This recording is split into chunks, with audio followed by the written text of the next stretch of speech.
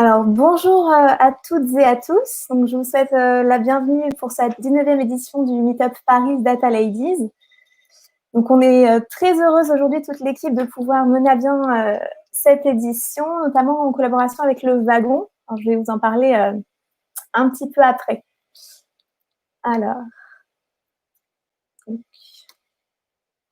aujourd'hui, pour cette nouvelle édition, donc la 19e, on aura la chance d'avoir à la fois des talks et à la fois une table ronde en seconde partie de Meetup.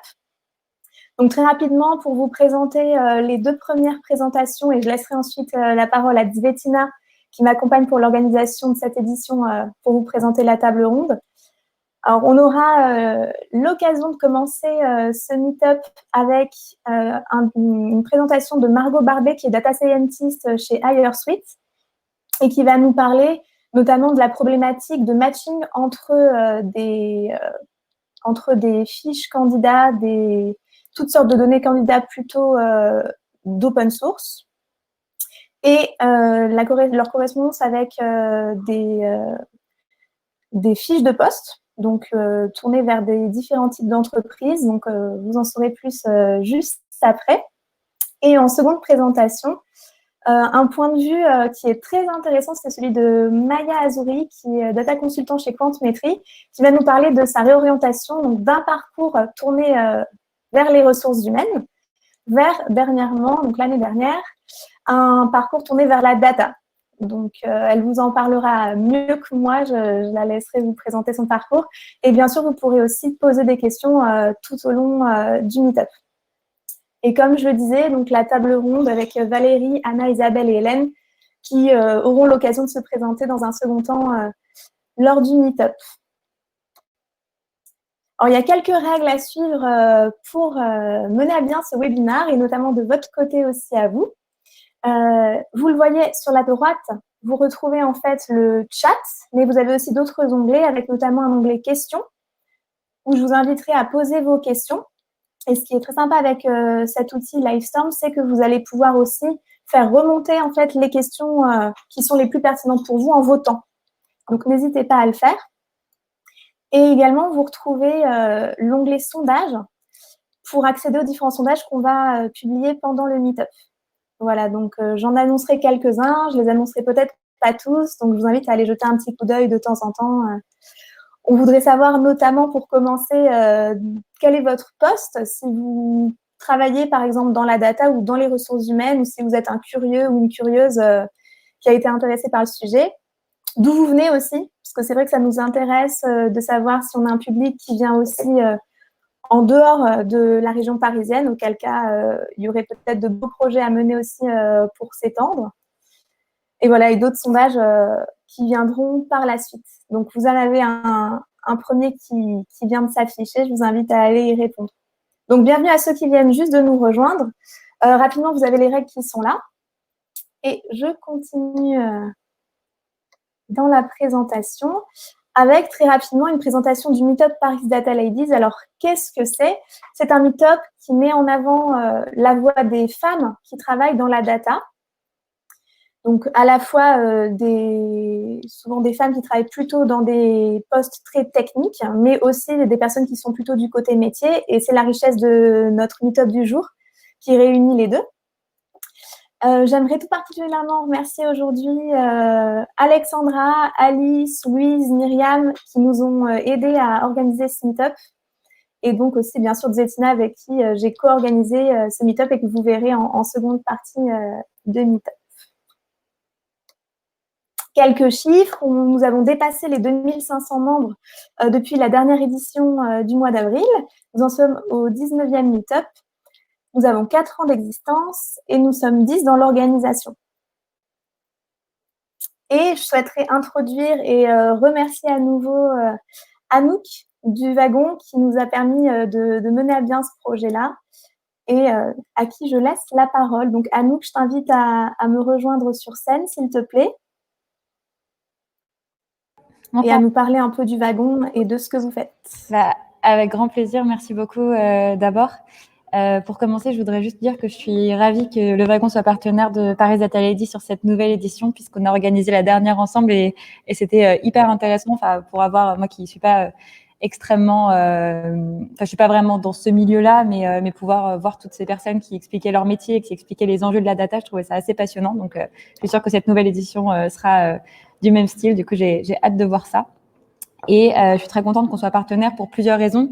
D'ailleurs, d'abord parce que Paris Data Lady, c'est un acteur qui s'attelle vraiment à changer les codes du secteur de la tech et de la data. Et c'est également dans l'ADN du wagon d'agir pour changer les codes du secteur.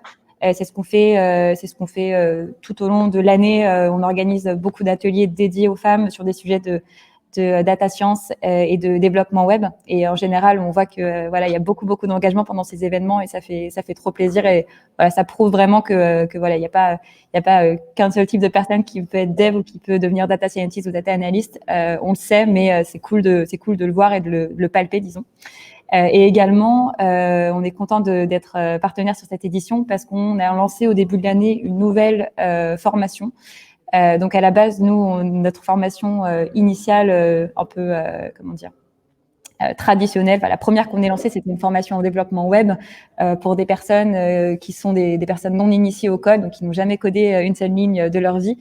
Donc ça peut être des entrepreneurs, des personnes qui sont product managers ou des personnes qui travaillent avec des équipes techniques. Ça peut être des créatifs, mais aussi des personnes en complète reconversion professionnelle. Et donc ça, c'était notre formation en développement web. Et là, au début de l'année, on se diversifie, on se lance dans cette nouvelle discipline qui est la data science. Et donc, on a lancé cette nouvelle formation. Donc, aujourd'hui, elle est disponible à Paris, mais au wagon, on a 39 campus. Du coup, maintenant, elle va être disponible également sur Berlin, Londres, et puis j'espère bientôt dans les 39 campus du wagon. Donc voilà, si c'est quelque chose qui peut vous intéresser, en tout cas, n'hésitez pas à entrer en contact avec la ville qui vous intéresse. Et puis, si vous voulez en savoir plus sur le programme de cette formation, encore une fois, moi, je suis non initiée, donc je vais pas pouvoir rentrer dans les détails là-dessus. Mais en tout cas, on a des experts qui pourront vous en dire plus au wagon. Donc voilà, n'hésitez pas si ça peut vous intéresser. Et également, j'en profite puisque là, typiquement, c'est un événement gratuit dans lequel il y a du contenu d'extrêmement bonne qualité. Au wagon, on organise beaucoup de webinars, donc des ateliers d'introduction au code et à la data science. Et donc, en ce moment, on en organise beaucoup. Donc, si c'est quelque chose qui peut vous intéresser sur des sujets comme SQL, du web scraping, de la data analyse, si vous avez envie de mettre un pied dans le milieu, parce que je crois que je me trompe pas si je dis que chez Paris Data Lady, il y a des personnes très initiées, donc il y a des data scientists, data analysts, mais il y a aussi des personnes qui s'intéressent à la data et qui ont envie d'en savoir plus. Donc voilà, si vous avez envie de vous former, c'est des webinars et des ateliers qui sont gratuits, ouverts à toutes et à tous. Donc voilà, n'hésitez pas à venir nous rejoindre et si vous avez envie d'en savoir plus. Voilà, mais tout ça pour dire, on est ravis d'être partenaires et je vous souhaite une très bonne soirée et merci de m'avoir écouté. Merci beaucoup, Anouk. Effectivement, vous avez une belle croissance aussi et c'est chouette de voir que le sujet data science se rajoute aussi à la panoplie du bootcamp. Carrément. C'est chouette. Alors, comme on l'a dit, Paris Data Lady, c'est pour donner la parole aux femmes. Bien sûr que les hommes sont tout à fait conviés, même plus que conviés, à nos différents événements. Et sur ce point, je vais accueillir la première personne qui va nous rejoindre, donc, qui est Margot. Donc, comme je l'ai dit, Data Scientist chez HireSuite pour la première présentation sur le matching des profils candidats avec des fiches de poste. Donc, Margot, je t'invite à me rejoindre. Salut. Super, bienvenue sur scène. Alors, merci beaucoup. Je vais te rappeler de juste couper le son de tes notifications. C'est fait, parfait. Avant la présentation. Top. Et merci à toi. Donc, je te laisse la main pour présenter tes slides et je sors de scène. Super, merci beaucoup. Moi, j'espère que vous m'entendez tous bien. Donc déjà, je me présente. Donc, je m'appelle Margot et donc je suis data scientist à HireSuite. Donc, HireSuite, c'est une startup qui a été fondée il y a un peu plus de 3 ans et demi maintenant. Et donc, nous, notre but à HireSuite, c'est un peu donc de comprendre le monde de recrutement et en fait de comprendre plus spécifiquement ce qui fait qu'un profil et une offre peuvent correspondre. Donc, ça va dans les deux sens. Qu'est-ce qui fait quand on a une offre d'emploi? Qu'est-ce qui fait qu'un profil peut correspondre à cette offre? Et de la même façon, réciproquement, quand on est un profil, quelles sont les offres qui peuvent nous correspondre et pourquoi? Donc là, dans le cadre de cette présentation, donc je vais plutôt m'intéresser au premier cas. Donc, je vais supposer qu'on a des offres d'emploi et donc le but, ce sera de comprendre quels sont les profils qui peuvent correspondre à ces offres d'emploi et comment est-ce qu'on va utiliser justement le machine learning pour essayer de comprendre cette correspondance et utiliser les outils donc pour extraire les profils qui correspondent aux offres qu'on a. Donc ça va être un peu le déroulé de ma présentation. Donc, d'abord, un rapide résumé du problème. Ensuite, on va voir mathématiquement comment est-ce qu'on peut décrire un profil et une offre d'emploi. Et ensuite, on va voir donc différents modèles qui peuvent nous permettre de répondre donc à notre problématique. Hop, donc voilà, donc ça c'est pour notre problème. Donc, comme je vous ai dit, on va partir dans cette partie-là d'une offre. On va considérer qu'on a une offre d'emploi. Et le but, ça va être de trouver les profils qui correspondent le mieux à cette offre. Donc, en fait, on va avoir une base de données avec beaucoup de profils, des profils qui correspondent, des profils qui ne correspondent pas. Et nous, le but, ça va être de comprendre quels sont les profils qui correspondent, pourquoi, et surtout, quels sont ceux qui correspondent le mieux. Donc, qu'est-ce que le machine learning et pourquoi est-ce qu'on va se servir du machine learning pour faire ça?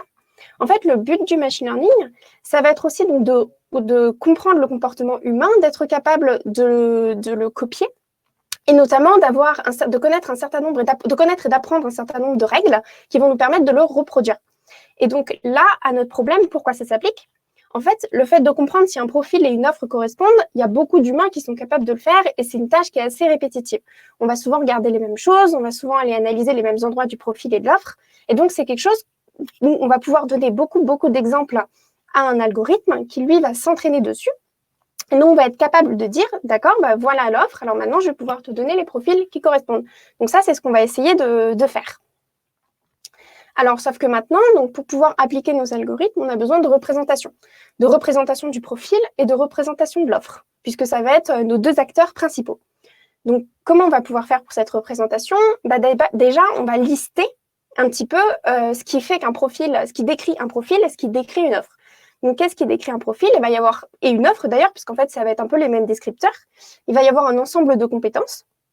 Il va y avoir le titre de ce que j'ai appelé job position. Donc, en fait, le titre, par exemple, moi, je suis data scientist. Donc, ça va être mon titre. Ça va correspondre à la fois à un profil, à une offre.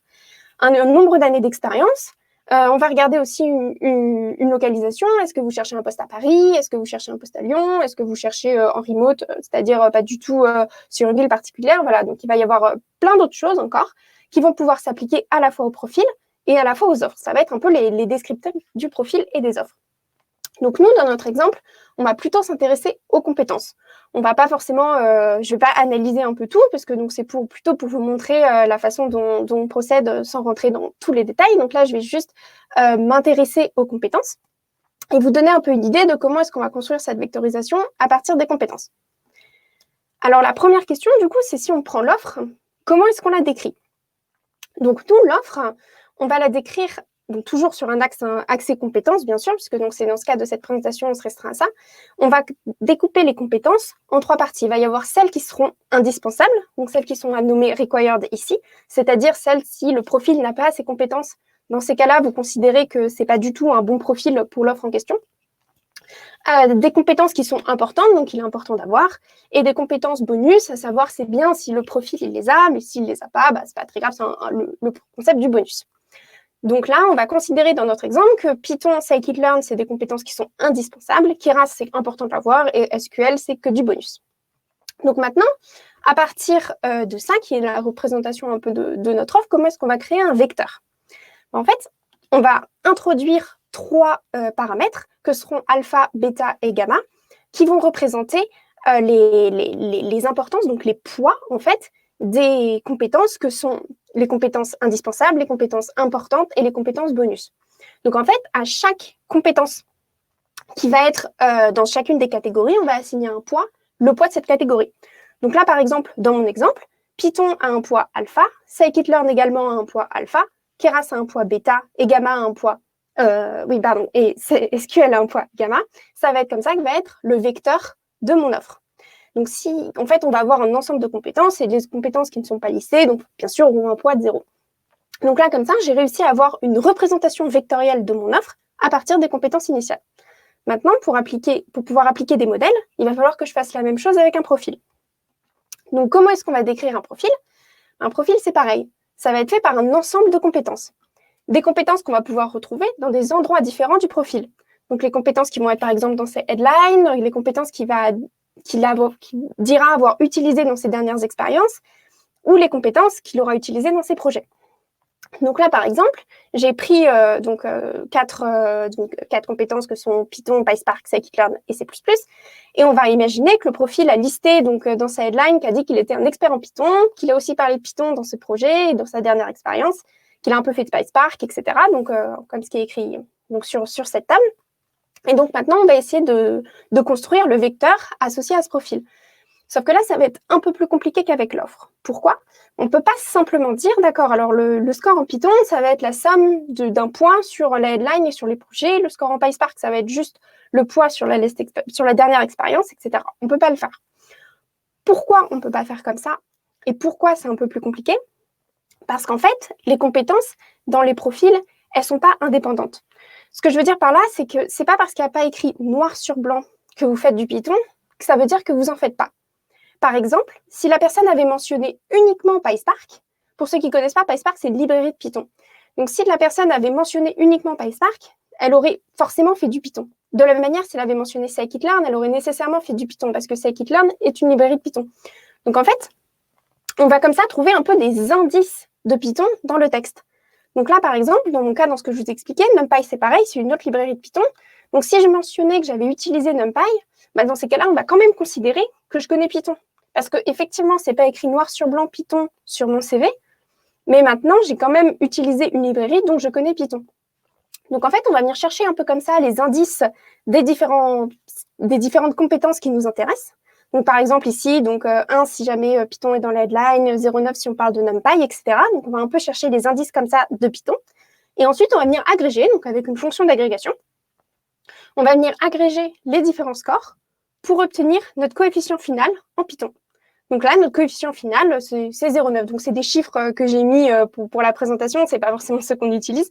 Mais c'est juste pour vous montrer l'idée que ce n'est pas parce que la compétence n'est pas écrite telle qu'elle sur le profil que ça veut dire que le profil n'a pas. Il faut voir un peu plus loin que ce qui est réellement écrit. Donc maintenant, on va avoir d'un côté la représentation vectorielle de notre profil et de l'autre côté la représentation vectorielle de notre offre. Et maintenant, donc, ce qu'on va vouloir faire, c'est appliquer un modèle pour essayer de dire si le profil correspond ou ne correspond pas à l'offre. Donc là, on va avoir finalement cette problématique. On va avoir toujours notre offre d'emploi. Et donc, pour l'exemple, on va prendre 4 profils et on va essayer de trouver les 2 profils qui correspondent le mieux à l'offre d'emploi qu'on a. Donc, j'ai un profil rose, un profil jaune, un profil violet et un profil bleu. Et donc, le but, ce sera de dire quels sont parmi ces 4 profils les 2 qui correspondent le mieux à mon offre. Donc, pour ça, j'ai 2 façons de le faire. Soit je peux utiliser des modèles qui sont ce qu'on appelle point-wise, donc point par point.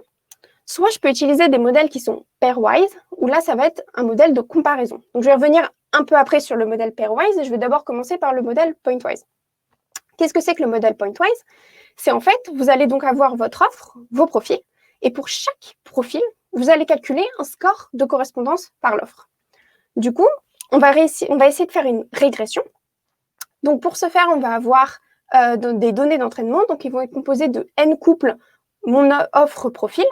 Il va y avoir 5 niveaux de labellisation dans mes données d'entraînement. Donc, A, c'est qui équivaut à un score de 0,9, c'est dire que le profil correspond parfaitement à l'offre. E, c'est dire que le profil ne correspond pas à l'offre. Et donc, je vais avoir comme ça pas mal de données sur lesquelles mon modèle va pouvoir apprendre pour pouvoir dire est-ce que le profil correspond ou ne correspond pas à l'offre. Donc, ça va être en fait, il va y avoir un score de correspondance. Et comment est-ce que je vais évaluer mon modèle de régression ? Je vais utiliser la mean square error, donc que j'ai remis ici. Donc, qu'est-ce que c'est ? C'est donc en fait, à chaque fois que je vais appliquer mon modèle, je vais obtenir des scores. Pour chacun des points, je vais obtenir donc les scores que j'aurai calculés grâce à mon modèle de régression. Et donc ensuite, je vais calculer l'erreur moyenne sur tout ce que j'aurai calculé en calculant donc l'écart au carré, la moyenne des écarts au carré entre les valeurs, donc les YI qui sont en fait mes valeurs observées, donc c'est-à-dire mes réelles valeurs, mes labels que j'avais mis au début, et Y chapeau qui seront les valeurs que j'avais prédit, que mon modèle a prédit. Et donc moi, le but, c'est de minimiser cette erreur. Donc là, c'est la première approche. Et donc à la fin, ça va nous donner des scores par profil.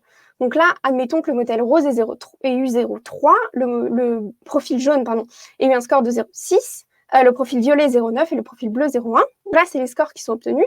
Donc maintenant, si je me souviens de mon problème initial qui était de retrouver les deux profils qui correspondent le mieux à l'offre, bah, du coup, je prends les deux qui ont les meilleures notes, à savoir le profil violet et le profil jaune. Et donc maintenant, je sais que les profils qui correspondent le mieux à mon offre sont le profil violet et le profil jaune. Donc ça, c'était la façon point par point, point-wise. Maintenant, on va regarder la façon pair-wise. Donc là, pour ceux qui connaissent un peu, on va essayer de faire une approche qui va être comme du learning to rank. Donc, on va regarder plutôt sur un système de classement. Donc, en fait, on s'inspire donc tout ce qui est document modeling. Donc, en fait, là, sur cette partie-là, on va supposer que notre requête, notre query, ça va être nos offres d'emploi. Et ensuite, les documents qu'on va vouloir classer, ça va être notre profil. Du coup, comment ça marche exactement l'approche pairwise? En fait, ça ne va pas vous donner un score par profil. Ça ne va pas vous dire ce profil-là, il a un score de 0,6. Par contre, ce qu'il va vous dire, c'est ici, le profil 1, il correspond mieux que le profil 2. En fait, il est mieux noté. Enfin, il n'est pas forcément, vous n'avez pas de note en soi, mais le profil 1 correspond mieux à l'offre que le profil 2. Le profil 3 correspond aussi mieux que le profil 2, et le profil 1 va mieux correspondre que le profil 3. En fait, ça va vous donner comme ça un classement de profils et vous dire, ben voilà, ça, c'est les profils qui sont classés du meilleur au moins bon. Indépendamment, vous pouvez avoir, si vous avez que deux profils, vous pouvez avoir deux profils très mauvais, vous pouvez avoir deux profils très bons. C'est pas ça que ça va vous dire. Ça va simplement vous dire le profil A est meilleur que le profil B. Et donc ça, pour évaluer ça, on va utiliser donc une mesure qui s'appelle la Normalized Discounted Cumulative Gain et que je vais vous expliquer parce que du coup, elle est un peu plus technique que la première métrique qu'on a essayé d'optimiser. Donc là, vous allez supposer que vous avez des documents verts, beige et rouge. Donc les documents verts ont un score de 1, les documents beiges ont un score de 0,5 et les documents rouges ont un score de 0. Et en dehors de ça, on va supposer qu'on va avoir ce qu'on appelle un discount rate qui va être 0,8 dans notre exemple. Donc on va regarder le classement optimal. L'optimal ranking, c'est du coup mettre d'abord les verts, ensuite les beiges, puis les rouges. On va le comparer avec un classement qu'on aura obtenu à un instant T de notre algorithme, qui sera donc le profil vert, puis le profil beige, puis un rouge, puis un vert, puis un rouge, puis un beige. Donc ça va être deux classements qu'on va essayer de comparer, voir quel est le meilleur classement. Comment est-ce que cette métrique va faire pour le comparer? En fait, elle va prendre à chaque fois, donc vous voyez ici, le petit 1, c'est parce qu'en fait, elle va prendre donc le score du profil vert, qui était 1, et elle va multiplier par le discount rate en fonction de sa position dans la liste. Donc là, c'est le premier, donc il n'a pas été discounté pour le moment, donc il a juste 1, juste son score. Le deuxième, il va avoir également un score de 1. Pourquoi? Parce qu'en fait, c'est un profil vert, donc il a un score de 1. Et ensuite, il est multiplié par 0,8 parce que c'est le deuxième élément dans la liste, donc il a déjà été discounté une fois. Ensuite, le beige, c'est pareil. Il a un score de 0,5 parce que c'est un profil beige. Et on va multiplier par 0,8 au carré parce qu'en fait, il a été discounté deux fois. Il est discounté deux fois parce que donc c'est le troisième élément dans la liste. Pareil ici, donc on va multiplier par 0,5, c'est le score multiplié par 8 à la puissance 3 parce que ça va être le quatrième élément dans la liste, etc., etc. Et donc ça va nous donner un score qui est 2,38. En soi, ce score comme ça, tout seul, ne veut pas dire grand-chose. C'est le score qu'il va falloir comparer à l'autre classement. L'autre classement qui est ici. Donc en fait, là, c'est pareil, c'est 1 parce que c'est le premier élément dans la liste et il a un score de 1. Ici, c'est 0,5 parce que c'est son score et en plus de ça, c'est le deuxième élément dans la liste, etc. Et donc là, on va arriver à un score de 2,7. Et pourquoi est-ce qu'on appelle la métrique normalized? Parce qu'en fait, donc ça, c'est le classement optimal. C'est celui c'est le classement parfait. Du coup, on va lui donner un score de 1. Et ensuite, on va donner les autres classements en fonction de ce score. Donc, ce classement-là, on voit qu'il est moins bon que le classement initial en fonction du score. Donc, puisqu'il avait un score 1 parce que je l'ai normalisé par rapport au classement initial, mais indépendamment de la normalisation, il a un score qui est plus bas que le classement initial. Donc, on sait que c'est un moins bon classement. Donc, en fait, notre algorithme, lui, il va chercher exactement ça. Il va chercher le classement optimal. Mais si je n'avais pas eu les profils verts, j'aurais quand même eu un classement optimal. Je ne sais pas en soi si les profils correspondent parfaitement à mon offre ou s'ils ne correspondent pas trop. Je sais simplement quels sont les profils qui correspondent mieux que les autres à l'offre. Donc ça, je vais pouvoir l'appliquer sur mon problème. Et donc ça, toujours, donc pour revenir avec mon problème avec mes profils de couleurs, dont j'avais mon offre, et maintenant que je peux l'appliquer, là c'est pareil. Donc on va me donner un résultat qui va me dire que le profil violet, c'est le premier, le profil jaune, c'est le deuxième, le profil rose, c'est le troisième, et le profil bleu, c'est le quatrième. Donc je vais avoir comme ça le rang, et non pas le score de correspondance entre le profil et l'offre, mais grâce à ce rang, pour ma problématique initiale qui était de prendre les 2 meilleurs profils, je peux quand même répondre à ma problématique initiale en disant, dans ces cas-là, les 2 profils qui correspondent le mieux, c'est le violet et le jaune. Donc maintenant, on peut se demander en conclusion, qu'est-ce qui vaut mieux d'utiliser? Est-ce qu'il vaut mieux d'utiliser des modèles pointwise, donc c'est-à-dire les premiers modèles, ceux qui vous donnent un score de match, ou des modèles pairwise, qui vous donnent, eux, des classements entre les profils. Vous dire, ce profil-là, il correspond mieux que ce profil-là. En fait, ça dépend un peu de ce que vous voulez. Par exemple, on peut dire, si vous voulez que faire du classement, donc si votre intérêt, c'est simplement du classement, il y a des modèles qui sont pairwise, qui sont très puissants. Par exemple, si jamais vous faites une requête sur Google, que vous cherchez le nom d'un film, finalement, est-ce que la requête est très, très pertinente ou pas? Ce qui intéresse plutôt Google, c'est de vous mettre la requête la plus pertinente en haut. Après, s'il n'y a aucune page qui correspond à votre recherche, vous n'allez pas forcément avoir des choses très, très pertinentes. Mais finalement, ça, c'est pas très grave parce qu'il vous aura quand même proposé le plus pertinent qu'il peut vous proposer. Donc ça, il y a des modèles pairwise qui sont assez puissants. Et les modèles pointwise, par contre, on va aussi vouloir s'en servir. Par exemple, nous, dans notre cas, là, les modèles pairwise, ils sont très bien pour comparer des profils à l'intérieur des offres. Mais maintenant, si j'ai un profil et que je veux le comparer sur plusieurs offres, dans ces cas-là, le modèle pairwise, il va pas vraiment m'aider parce qu'il va juste me dire que le profil A correspond mieux que le profil B. Mais comme il ne va pas me dire si le profil A correspond bien ou ne correspond pas à l'offre, dans ces cas-là, je ne pourrai pas dire si le profil A correspond mieux à l'offre 1 ou à l'offre 2. Du coup, pour ça, j'aurai plus besoin d'un modèle pointwise, c'est-à-dire d'un scoring qui va être absolu. Donc, pour conclure, en fait, la différence entre ces 2 modèles, c'est vraiment ce que vous voulez et ce que vous voulez faire. On peut utiliser les deux. Les deux peuvent être vus dans ce cas pour l'utilisation, mais maintenant, vous allez aussi avoir certaines limites en fonction du modèle que vous choisissez. Voilà, donc merci beaucoup pour votre temps.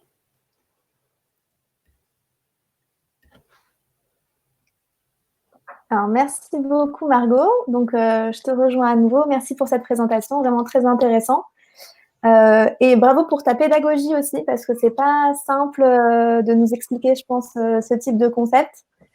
Merci. Merci à toi. Donc, on a beaucoup de questions suite à ta présentation. Donc, comme je vous l'ai dit, vous avez l'onglet questions. Je vois que ça a bien fonctionné et vous pouvez voter en fait pour les questions que vous souhaitez faire remonter. Donc, je vais prendre la question pour commencer qui a eu le plus de votes. C'est au sujet du côté éthique et des représentations hommes-femmes dans les CV que vous allez travailler en échantillon de test. Donc, je te lis la question de Clara. Donc, merci, Clara. Il y a 2 ans, Amazon a abandonné son IA de recrutement qui avait appris à discriminer les femmes et qui était, on cite, entraîné sur des CV d'hommes. Ils en ont déduit que les femmes étaient incompétentes ou moins compétentes. Donc, quelle approche vous utilisez-vous à ce niveau-là? Est-ce que c'est différent de cette approche-ci? Et comment on peut éviter que cet échec se reproduise? C'est une vaste question. Bien sûr, Margot, tu pourras compléter ensuite directement sur le chat. Oui, effectivement, c'est une question qui est assez intéressante et c'est vrai que c'est des problématiques auxquelles il faut absolument penser quand on se lance dans ces projets parce que c'est vrai qu'on ne veut pas du tout qu'il y ait de la discrimination possible. Donc nous, pour ça, on évite vraiment de prendre en considération tout ce qui peut être attrait à quelque chose de discriminant sur le CV. On ne va pas du tout aller regarder, bien sûr, on ne va pas du tout prendre en compte est-ce que c'est un homme ou est-ce que c'est une femme. Et on va essayer également donc d'enlever tous les indices qui peuvent être, par exemple, là, dans mon modèle où c'était vraiment des modèles de compétences, il ne va pas y avoir d'indice, est-ce que c'est un homme ou est-ce que c'est une femme, en fait. Les compétences, ce sera exactement les mêmes. Et du coup, on va vraiment ne pas se servir de tous les petits indices qui pourraient nous faire comprendre des côtés discriminants du profil. Par exemple, sur les nationalités ou quoi que ce soit, on va aujourd'hui pas prendre en compte les langues vivantes. Pourquoi? Parce qu'en apprenant qu'il y a certaines langues, on peut déduire des nationalités de profil, et ça, on n'a pas vraiment envie de le faire. Du coup, on ne prend pas du tout en compte aujourd'hui les langues vivantes dans notre modèle. Et donc, de manière générale, ça va être ça. On va essayer de réduire au maximum les choses discriminantes, et donc on ne va pas utiliser réellement toute l'information dont on dispose, mais on va vraiment essayer d'utiliser seulement l'information qui est pertinente, non discriminante. Donc, on va vraiment sélectionner ce qu'on peut utiliser pour faire en sorte d'éviter toutes sortes de discriminations. Et bien sûr, on va aussi nous regarder que les algorithmes n'induisent pas de biais, mais a priori, on essaie quand même vraiment de rien utiliser de ce qui peut être discriminant. Merci Margot. Pour compléter, Clara, on abordera également ce sujet éthique lors de la table ronde qui aura lieu en seconde partie à partir de 20h. Donc, n'hésitez pas aussi à garder vos questions pour ce moment-là si vous en avez d'autres en complément. Alors, je vais prendre une deuxième question. Donc, de Jamila. Donc, merci Jamila. Supposons qu'une personne souhaite évoluer vers un autre métier que son expérience. Comment on peut intégrer ce cas de figure? Oui, alors nous, ce qu'on va faire, c'est qu'on va vraiment regarder l'ensemble des expériences et l'ensemble de ce qui a été fait. Donc, on va essayer de déduire dans les expériences ce qui peut être intéressant ou non pour l'offre en question. Donc, si c'est des expériences qui sont complètement différentes, dans ces cas-là, les premières expériences pèseront moins que les dernières parce que forcément, vous avez plus fait quelque chose qui sera pertinent avec l'offre dans vos dernières expériences. Mais on essaie quand même de prendre en compte un maximum de choses qui peuvent se refléter dans toutes les expériences différentes. Mais on gère les reconversions, effectivement, c'est pas toujours facile, mais c'est quelque chose, effectivement, qu'on essaye bien de prendre en compte. Merci Margot. Et une dernière question, et ensuite je vous inviterai donc à compléter vos questions, et à Margot, je t'inviterai à aller répondre directement aux ces questions dans l'onglet. Une dernière question de Karine. Comment avez-vous défini l'arborescence des compétences? Par exemple, si on maîtrise NumPy, alors on a des compétences en Python. Oui, alors ça, donc on avait une base de données un peu donc à la base qu'on avait labellisée. Et ensuite, on a donc redéfini un peu des modèles dessus justement pour essayer de comprendre les liens que peuvent avoir les compétences entre elles. Donc voilà, donc on les a fait sans rentrer parfaitement dans tous les détails. C'est comme ça qu'on avait fait. C'est vraiment, on était parti un peu de notre base de données, en fait, qui justement essayait de traduire ça avec des données qui étaient labellisées. Et ensuite, c'est comme ça qu'on en a déduit les liens. Et en sachant, j'imagine que vous actualisez aussi régulièrement cette base par rapport au référentiel de compétences, à l'évolution des compétences techniques. Oui, après, c'est vrai qu'on est quand même assez récent comme startup, donc on a encore sur des durées, c'est effectivement des problématiques qu'on aborde, mais c'est vrai que c'est pas encore une échelle de temps sur laquelle ça mérite d'être mis à jour tous les jours. Il y a un certain temps, on peut attendre un petit peu, mais effectivement. Tu peux nous rappeler la date de lancement de HireSuite? C'est un peu plus de 3 ans et demi, ouais. Ok. On a fêté les 3 ans au mois de septembre dernier. Oui, donc c'est assez récent, effectivement, par rapport à ça. Merci beaucoup pour vos questions. Donc, Margot, je te laisse toute la place pour pouvoir y répondre directement. Et merci pour ta présence et merci pour ton implication. C'était vraiment une présentation vraiment très intéressante pour les moins initiés en data science. Donc, merci à toi. Merci beaucoup. Au revoir. Et j'invite Maya maintenant sur scène à me rejoindre. Donc, Maya qui va ici prendre la parole pour un second talk, une seconde présentation qui sera non pas tournée vers la technique, mais tournée vers son parcours professionnel, puisque Maya a rejoint un parcours tourné vers la data, mais en partant d'un poste, d'un profil plutôt orienté RH. Donc, bienvenue Maya. Merci Aurore, merci pour cette présentation et merci à tous d'être là virtuellement pour ce talk. Donc effectivement, mon talk sera pas du tout technique, même si je ferai allusion effectivement à des choses que j'ai pu faire dans mon parcours, mais ce sera moins technique que Margot. Je vais partager mon écran. Si je te laisse peut-être juste éteindre le son de tes notifications si c'est peut-être pas encore fait. Super, merci et je te laisse la main. À tout à l'heure. À tout à l'heure.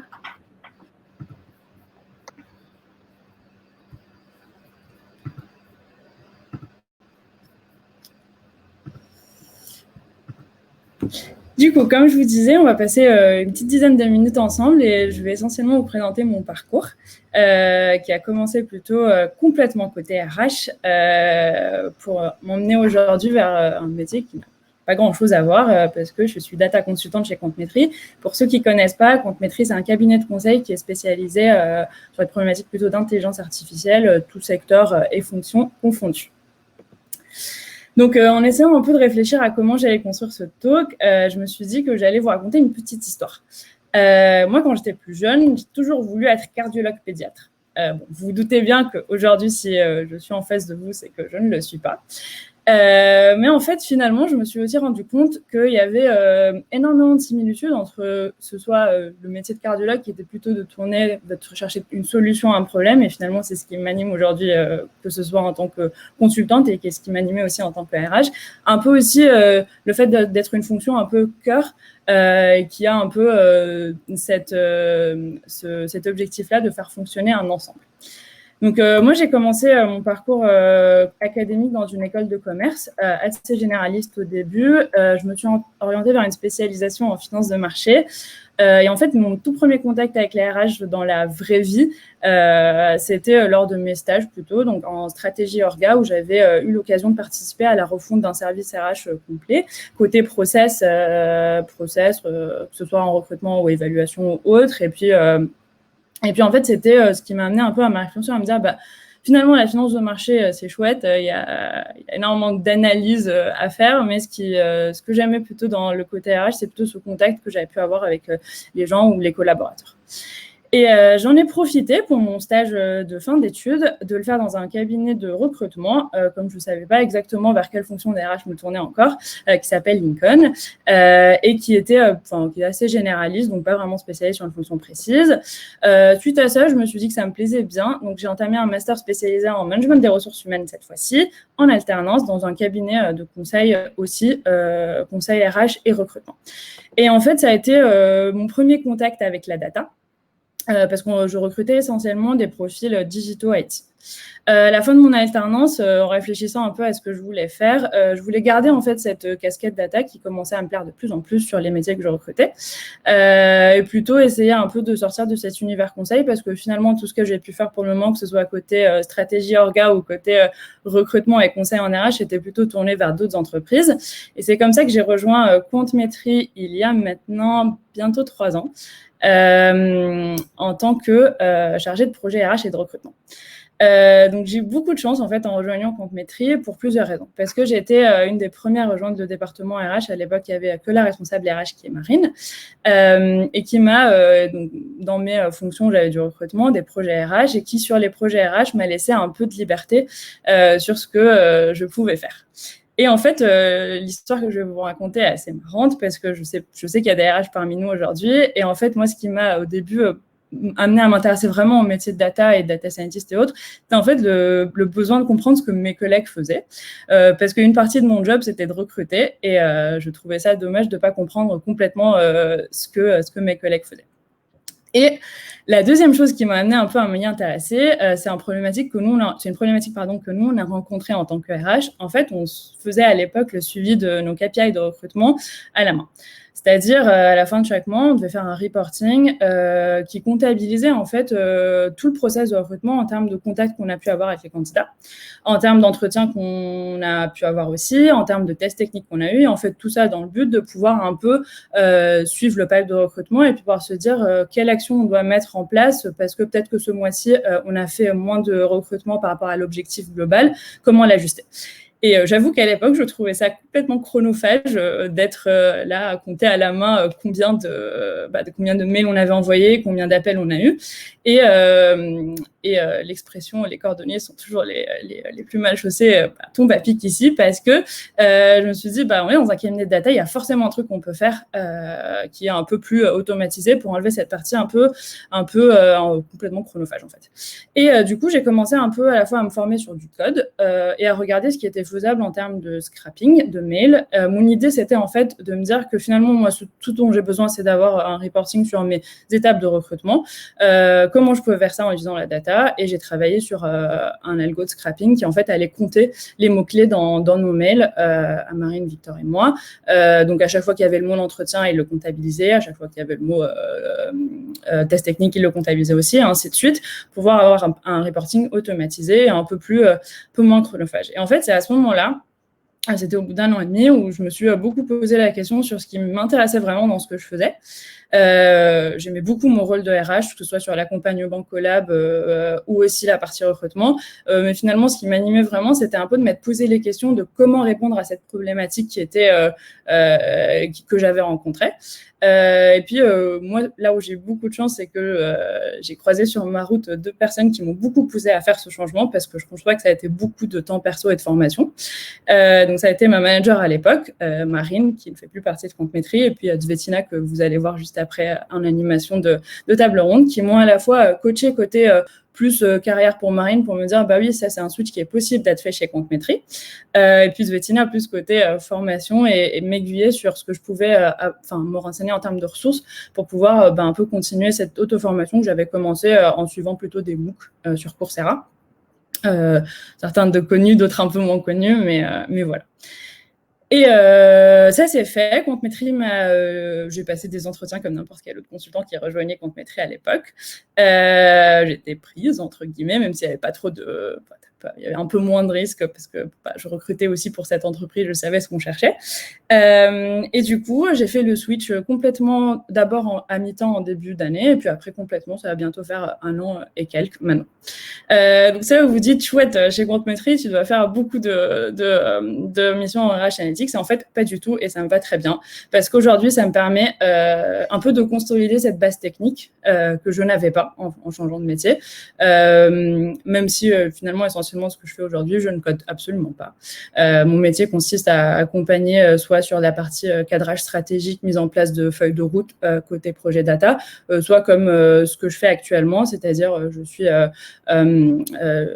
AMOA sur le développement d'une plateforme data chez un de mes clients qui est côté service financier et où mon rôle essentiellement est de traduire les besoins métiers côté technique et vice-versa. Donc voilà un peu ce que je fais depuis 1 an, maintenant un peu plus. Je me suis dit aussi en faisant un peu cette présentation ce que j'aimerais faire, où est-ce que j'aimerais me diriger plus tard. En fait, finalement, le fait d'avoir fait des missions qui étaient un peu diverses, j'étais dans le secteur automobile sur des problématiques de gouvernance de la donnée. Maintenant, je touche un peu plus à du produit. Ça me permet un peu de consolider cette base technique et fonctionnelle finalement et sectorielle, parce que ça me permet d'avoir une vision un peu plus globale sur ce qui se fait. Je continue un peu à avoir ce côté, je continue complètement à avoir ce côté conseil qui m'anime et qui où je me pose des questions sur comment résoudre des problématiques, comment amener des solutions à mes clients aussi. Et finalement, là où je vois un peu la vraie valeur ajoutée d'avoir été RH juste avant, c'est que ça m'aide beaucoup sur mes soft skills, en fait, parce que ça m'aide aussi un peu à savoir écouter le besoin de mes clients. Donc finalement, mon parcours avant n'était pas complètement... j'ai pu prendre des choses de ce que j'avais fait avant. Et finalement, je me rends aussi compte que les profils comme les miens, qui sont un peu... à cheval, j'ai envie de dire, entre du métier et du technique, c'est vraiment des profils qui sont en général très utiles sur les projets parce que ça me permet, comme je le fais aujourd'hui, de faire ce lien-là entre les différentes parties prenantes sur un projet. Et ce que j'aimerais finalement que vous reteniez de tout ça aujourd'hui, c'est essentiellement 3 choses.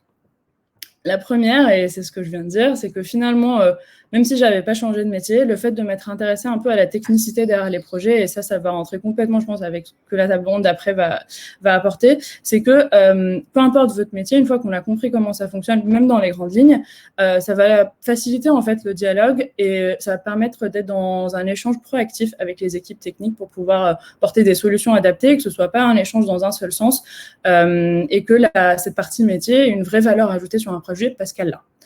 La deuxième chose, c'est plus pour les personnes qui sont en RH, lancez-vous parce que je crois qu'aujourd'hui, cette connaissance métier qu'on a en RH est facilement applicable à des sujets data sans, au-delà de vous dire de complètement changer de métier, mais intéressez-vous parce qu'au-delà du recrutement, il y a des chouettes sujets à explorer en RH Analytics, tout ce qui est parcours de collaborateurs prédictifs, même des évolutions dans une même entreprise. C'est des choses qui sont faisables aujourd'hui et où le biais métier est encore plus fort côté RH que ça ne peut l'être dans d'autres métiers, parce qu'on a ce capital humain qui est quand même à juger dans les modèles. On l'a vu, la question éthique est complètement dedans, mais cette connaissance métier, pour le coup, en termes d'RH Analytics, ne peut pas complètement être décorrélée du sujet technique. Et ma dernière, c'est un peu utiliser l'atout que l'intelligence artificielle et la data science peut amener à la construction d'un parcours collaborateur. Moi, dans ce que j'aimerais faire plus tard, et c'est la question aussi que je me suis posée, c'est que j'aimerais bien un jour retourner vers ce monde des RH, mais avec ma casquette data, parce que finalement, avec les outils qu'on a aujourd'hui, on peut penser à un parcours collaborateur, et j'espère que ça ne vous fera pas criser comme un parcours client, parce que finalement, les collaborateurs sont nos premiers ambassadeurs, et sans eux, on peut pas avancer. Et la data, parmi les plusieurs solutions qu'elle offre aujourd'hui, que ce soit du recrutement prédictif, des évolutions de compétences, a complètement sa place en RH aujourd'hui. Voilà, donc merci un peu merci de m'avoir écouté, et j'espère que ce petit talk vous a plu.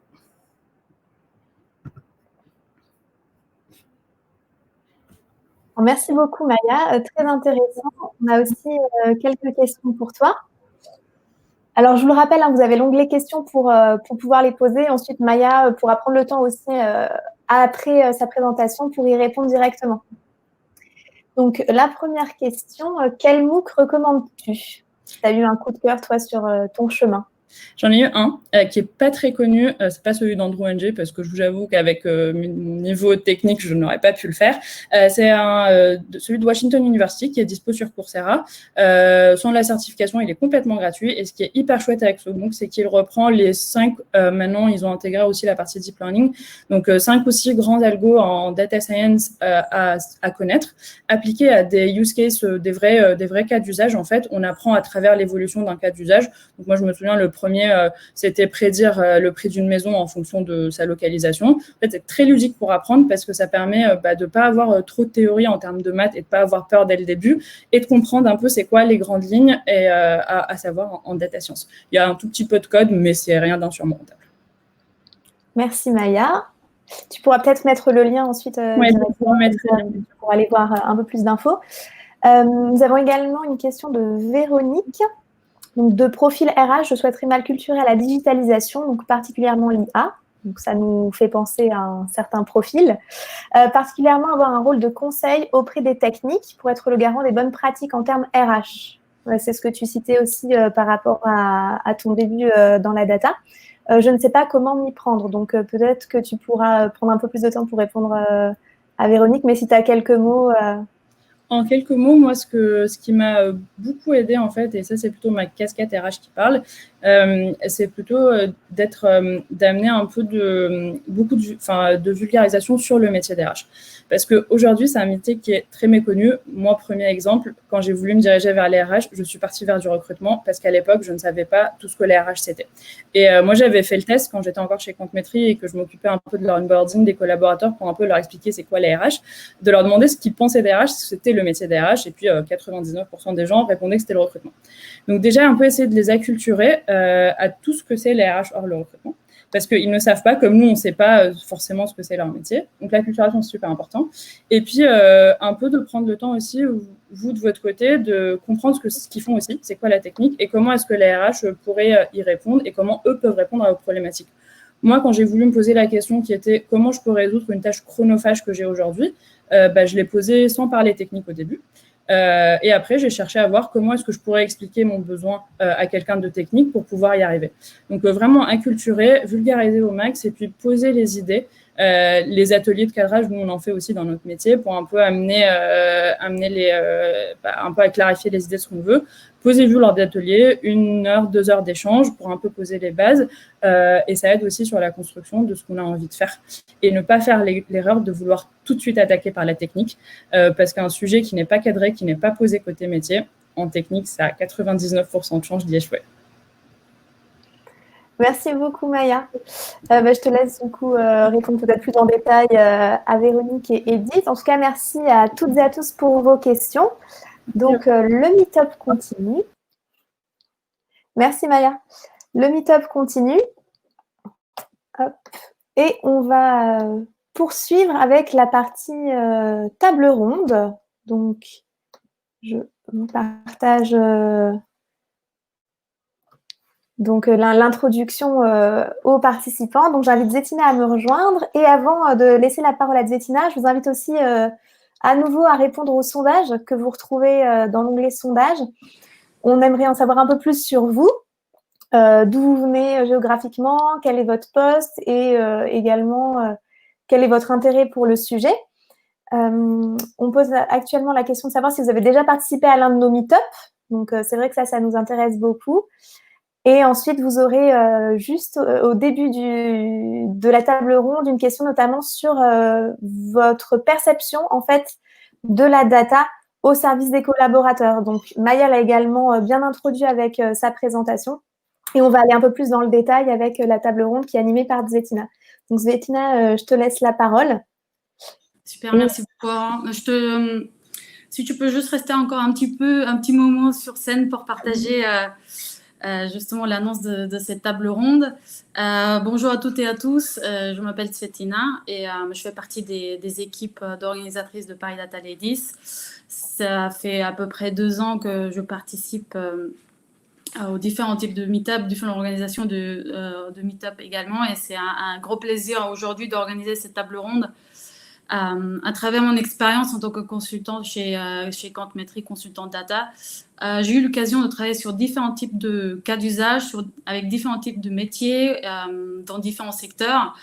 On voit plus en plus en fait des sujets qui sont liés à la fonction RH. D'habitude, voilà, les cas d'usage sur lesquels on travaille, c'est plutôt potentiellement le marketing, ou la supply chain, ou tout ce qui est optimisation des coûts, optimisation de la production dans l'industrie. Et en fait, c'est les premiers cas d'usage auxquels on pense quand on se lance sur un projet, par exemple dans les grandes entreprises. Et effectivement, naturellement, on ne pense pas nécessairement au sujet data lié aux fonctions, lié à la fonction RH. Et voilà, grâce à mon expérience, je vois que la fonction RH demande à des besoins auxquels la data pourrait aider. D'où aujourd'hui cette table ronde. L'objectif de cette table ronde, c'est qu'on discute avec nos panélistes sur le besoin plus concrètement du métier et comment la data pourrait répondre à ce besoin. Alors, j'invite les panélistes de monter sur scène. Et encore une fois, merci Aurore pour l'animation de cet atelier. Voilà, je vais partager de mon côté la slide en attendant que toutes les panélistes montent sur scène. Voilà, Hélène, je t'invite de activer ton micro et n'oubliez pas aussi de désactiver les petites notifications, la petite encoche qui se trouve tout en haut. Bonjour à tous. Voilà, c'est un grand plaisir en fait de vous avoir ici à cette table ronde. Alors, je vais partager juste mon écran pour qu'on puisse voir l'affiche au même temps. Hop. Et je vous laisse la parole ensuite pour que vous puissiez vous présenter et nous dire un petit peu plus sur votre parcours et sur votre poste aujourd'hui. Voilà, peut-être je laisse la parole tout d'abord à Valérie, avec qui j'ai eu le plaisir de travailler sur un projet justement dans le domaine RH et la data. Alors bonjour à tous, donc je suis Valérie Chambarreau, donc moi je travaille à la Maïf. Donc je suis actuellement responsable de projet plutôt centré sur la data RH. Mon parcours initial, c'est plutôt autour de l'informatique. J'ai passé plus de 10 ans au sein d'une entité qui gérait des projets SIRH et qui était aussi responsable de tout le maintien en conditions opérationnelles des différents systèmes. Et donc, je me suis réorientée il y a 2 ans autour de la data. Voilà. Merci beaucoup. Anna ? Bonjour à tous. Alors moi c'est Anna, je suis responsable RH au studio d'Ubisoft Annecy, donc on produit des jeux vidéo. Et du coup, je m'occupe notamment de toute la partie gestion des données pour le studio. Et moi, j'ai découvert les analyses de données quand j'ai fait un parcours en psychologie. Donc, c'est là que j'ai découvert les statistiques, etc.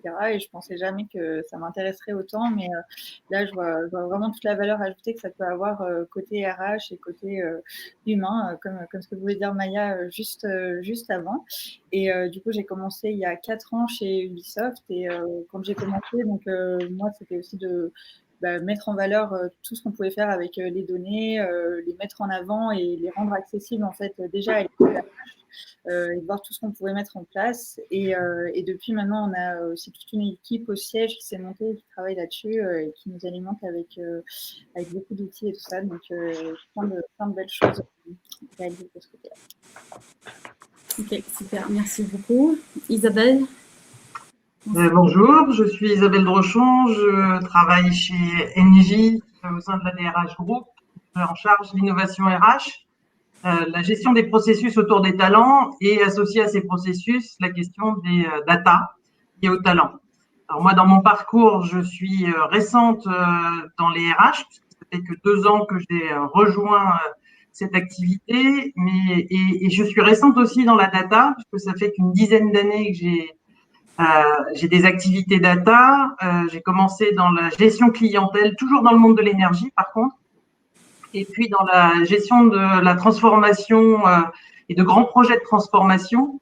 Et c'est ça qui m'a amené à travailler il y a une dizaine d'années sur un projet qui s'appelle le projet des compteurs communicants gaz de GRDF, Gaspard, l'équivalent du compteur électrique que je ne nommerai pas.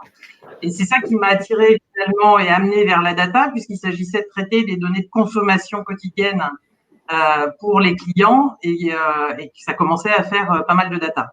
J'ai eu la chance il y a 2 ans de rencontrer une manageuse qui a fait le pari de me permettre de changer de domaine, comme on l'évoquait dans le témoignage précédent. Et du coup, j'amène mes compétences de gestion de projet à la RH. Il y a pas mal de défis à relever, notamment au sein d'Engie, avec 170 000 collaborateurs sur les 5 continents. On a plein de sujets. Super. On a hâte d'entendre un petit peu plus sur ces sujets. Bonsoir Hélène. Bonsoir, donc je suis Hélène, je suis la DRH d'Ipsos en France. Donc Ipsos, un institut d'études et de sondage que probablement vous connaissez. Moi, j'ai un parcours vraiment complètement RH. Ça fait plus de 20 ans que je fais des RH. J'ai fait des études RH et j'ai été confrontée à la data depuis longtemps parce que avant Ipsos, j'ai un parcours en agence digitale et en agence média, donc avec beaucoup de traitement de données RH. Mais c'est en fait assez récemment que j'ai vu l'intérêt pour les ressources humaines d'utiliser la data. Et c'est vrai que chez Ipsos, où j'ai la chance de côtoyer des équipes de data scientists, les projets, du coup, ont pu mûrir de manière un peu plus réelle que auparavant, où ça restait un peu dans ma tête. Voilà, donc on aura l'occasion d'en parler tout à l'heure. Super. Merci beaucoup encore une fois à tous d'avoir accepté notre invitation pour participer à cette table ronde. Comme vous pouvez le voir, notre panel est très riche en termes d'expérience, non seulement dans le domaine RH, mais aussi dans le domaine data aussi. Et là, l'objectif, justement, c'est de détailler un petit peu plus, donner des exemples de différents cas d'usage et voir quels sont les principaux challenges auxquels la data pourrait répondre. Et peut-être pour commencer, justement, sur un exemple de cas d'usage qui a été lancé récemment à la Maïf et auquel j'ai eu le plaisir aussi de participer. Valérie, si tu peux me partager un petit peu plus le dernier projet sur lequel on a travaillé ensemble. Donc oui, on a travaillé sur un projet de projection de parcours des collaborateurs. Ce projet-là, il était destiné à nos conseillers carrière pour leur donner déjà une facilité de consulter toutes les données de parcours des salariés qu'ils pouvaient recevoir lors d'un comité carrière. Leur donner aussi de la visibilité sur tous les mouvements qu'il pouvait y avoir entre les différentes entités. Et puis, en s'appuyant sur toutes les données historiques qu'on a sur les parcours de tous les autres collaborateurs, quand on interroge un profil, regarder tous ceux qui ont eu un profil à peu près similaire en termes de fonction, d'affectation, d'ancienneté ou aussi les formations suivies, et pouvoir faire un scoring des métiers que pourrait, ou des fonctions que pourrait avoir le collaborateur qu'on a choisi. Donc là, l'idée, c'était bien d'apporter une aide à la décision pour nos conseillers carrière et potentiellement de mettre en lumière des parcours atypiques. Donc, quand je dis qu'il y avait un scoring, évidemment, la première fonction qui sort, c'est un peu l'évidence. Et puis, les fonctions qui sortaient en classement un peu dessous, voilà, ça apportait un peu un éclairage auquel n'auraient pas forcément pensé les conseillers carrière. Non, effectivement, c'était un projet qu'on a lancé ensemble et qu'on pense que ça peut être aussi facile de le lancer sur les autres entreprises parce que la donnée, en fait, elle existe, elle est accessible en général. C'est vraiment l'historique de tous les mouvements des collaborateurs. Et cette analyse-là, on l'a fait en maille très agrégée, d'où voilà, ça peut être intéressant aussi pour les autres entreprises, justement, de prendre en compte ce cas d'usage qui est un point de début d'un cas d'usage intéressant et qui peut être ensuite enrichi avec le cas d'usage qu'on a vu qui était présenté par Margot sur la partie technique. C'est de dire, une fois qu'on a défini le parcours des collaborateurs, ensuite, quels sont les postes qu'on va proposer à ces collaborateurs, même si on sait quelle est la projection, on va dire, type de ces parcours. Potentiellement, on laissera la possibilité aux collaborateurs de potentiellement se projeter sur d'autres parcours en complément avec certaines fonctions pour enrichir leurs compétences. Est-ce que dans notre panel, il y a des cas d'usage qui s'approchent un petit peu à ce cas d'usage qui a été lancé à la Maïf sur l'historique un peu des parcours collaborateurs ou plutôt sur la prédiction des nouveaux postes? Oui, Isabelle. Je ne sais pas si on lève le doigt.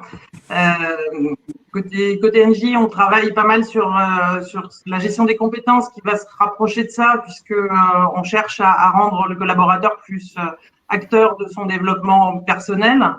Donc, comment est-ce qu'on l'aide à partager ses compétences, à identifier des écarts entre les postes, soit le poste qu'il occupe, soit des postes auxquels il pourrait prétendre ensuite, et puis proposer des actions de développement ou des futurs postes. Et ce genre d'outils-là, alors qui, pour le moment, qu'on continue à chercher, on a fait l'époque avec un certain nombre de startups. On n'est pas encore complètement satisfait et peut-être que les solutions ne sont pas totalement mûres, mais il faut continuer. Ça permet aussi aux équipes RH d'aller chercher des candidats peut-être un petit peu différents, effectivement, avec des parcours plus riches, parce qu'on dispose des compétences des collaborateurs. Oui, effectivement. Anna, peut-être toi, tu peux nous dire un petit mot aussi sur les différents cas d'usage sur lesquels vous travaillez en ce moment, où vous avez prévu de travailler. Ouais, alors c'est vrai que du coup, moi, je suis plus consommatrice de données. Et puis, je pense qu'il y a une vraie philosophie chez Ubisoft de rendre la donnée accessible aux équipes RH pour justement pouvoir tirer des conclusions, des connaissances, etc. Donc, on a toute une équipe dédiée qui nous fournit des outils et qui travaille sur ça. Donc, peut-être qu'eux, ils ont dans le pipeline et c'est fort possible des cas d'usage comme ça sur la projection des parcours, des compétences, etc. Mais pour l'instant, j'en ai pas connaissance. Là, surtout ce qui a été déployé récemment, c'était la mise à disposition en fait de toutes les données, parce que côté RH, on gère énormément de données, mais c'est pas forcément très accessible, surtout pour les RH qui n'ont pas trop de sensibilité data et qui savent pas trop comment gérer tout ça et qui se retrouvent face à des énormes tableaux Excel et qui n'arrivent pas forcément à retirer des conclusions. Donc, en fait, Ubisoft a mis à disposition un dashboard hyper intuitif qui permet de rapidement visualiser toute la donnée, faire beaucoup de filtres, faire des personnalisations pour toutes les études qu'on peut avoir en disant mais attends, l'année dernière, combien on a recruté de tels profils, est-ce qu'on les a gardés, etc. Donc, qui permet vraiment de très rapidement visualiser toutes ces données, ce qui parfois peut prendre très longtemps quand on fait à la mano sur les Excel, etc. Et une bonne initiative aussi, c'était du coup de sensibiliser l'ensemble des équipes RH à cette philosophie et à tout ce que peut comporter la manipulation de la donnée, donc les différents biais, les erreurs qu'on peut commettre en tant que débutant, entre guillemets, analyste. Donc moi, je ne suis pas du tout technique et je n'ai pas du tout des connaissances aussi approfondies que, par exemple, Margot qui présentait avant, mais juste des biais ou des manipulations qu'on peut avoir rapidement. Donc, de mettre tout ça à disposition de l'ensemble des RH pour vraiment avoir une culture orientée data. Donc, ça, c'était un gros projet qui voit le jour et qui est vraiment très chouette. Oui, effectivement, je pense que la première étape avant de se lancer sur des cas d'usage IA, niveau en général, non seulement au sein de l'équipe RH, mais aussi pour les autres fonctions, les autres métiers. Tout d'abord, c'est bien d'avoir la vision macro des données disponibles et parfois, surtout pour les métiers qui ont du mal encore à faire le lien entre leurs besoins et les solutions data qui existent. Potentiellement, ils ont besoin de passer par cette étape-là qui est plutôt un peu reporting et dashboard pour comprendre un peu mieux ce que la data pourrait faire de manière très simple au début, même si on sait que c'est très complexe de collecter la donnée, la mettre à disposition parfois et avoir la bonne qualité de la donnée. Mais ça sera une première étape justement pour sensibiliser un petit peu les équipes et ensuite de les aider à se projeter sur des cas d'usage un peu plus complexes et effectivement commencer avec un cas d'usage qui est facile à réaliser, comme par exemple la projection des parcours à la Maïf, et ensuite les enrichir avec des cas d'usage un peu plus complexes en termes d'IA, avec le matching entre les postes à pouvoir et les compétences des collaborateurs, ou potentiellement sur des données non structurées, comme par exemple l'analyse des verbatim. Alors, juste en préparation de ce panel, on a discuté un petit peu plus avec Hélène sur des cas d'usage qui, pour côté Ipsos, peut-être tu peux nous dire un petit mot là-dessus? Ouais. Alors, en fait, sur la partie data science et RH chez Ipsos, on l'utilise principalement sur les enquêtes salariées, puisque tous les ans, on fait un certain nombre de baromètres pour un grand nombre d'entreprises et aussi pour nous. Et en fait, ça a été la première fois que vraiment nous, en tant qu'RH Ipsos, on a touché du doigt l'intérêt de la data. Donc, sur les enquêtes salariées, en fait, on fait deux types d'analyses. Des analyses de verbatim, effectivement, on fait du topic modeling, ce qui nous permet de détecter un certain nombre de signaux faibles dans les verbatim et de pouvoir ensuite les intégrer à des plans d'action.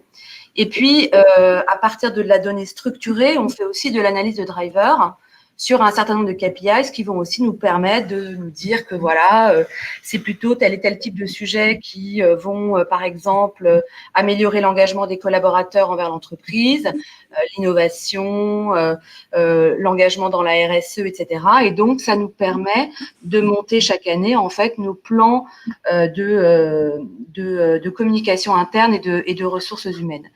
Mais c'est vrai que ça a été, en fait, tout simplement d'appliquer à Ipsos quelque chose qu'on faisait déjà pour nos clients. Voilà. Et à partir de ça, en fait, l'idée a été de se dire, mais comment est-ce que on va pouvoir, nous, par rapport à nos enjeux RH, parce que je pense que c'est important que on garde en tête que l'utilisation de la data science, ça doit répondre à un vrai enjeu RH.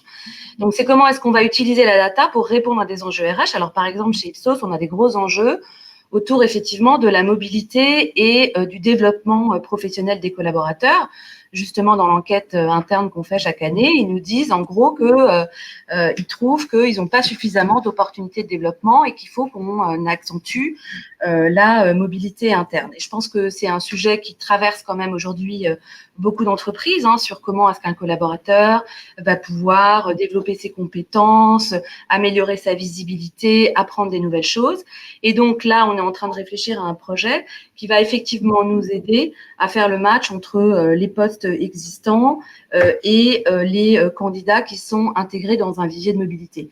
C'est quelque chose qu'on pourrait tout faire à la main, mais sur lequel la data nous intéresse, parce que d'une part, effectivement, ça nous permet d'aller beaucoup plus vite, ça nous permet de rationaliser un certain nombre de choses, et puis ça nous permet aussi d'avoir un cadre de réflexion qui va peut-être nous faire voir des collaborateurs qui n'auraient pas été identifiés. Et du coup, je pense qu'aussi en termes de traitement, entre guillemets, RH des collaborateurs, il y a une espèce de sentiment d'équité qui, à mon sens, est comment dire, positif dans la mise en place d'une politique RH, qui est de dire, eh ben, je peux moi aussi faire l'objet d'une proposition de mobilité, même si j'ai pas forcément, je me suis pas forcément, comment dire, j'ai pas forcément levé le doigt, etc. Mais parce que voilà, il y a des process data qui tournent et qui nous permettent d'être identifiés. Et je pense que ça, c'est positif pour les collaborateurs, le sentiment d'un traitement un peu équitable de tous dans l'entreprise.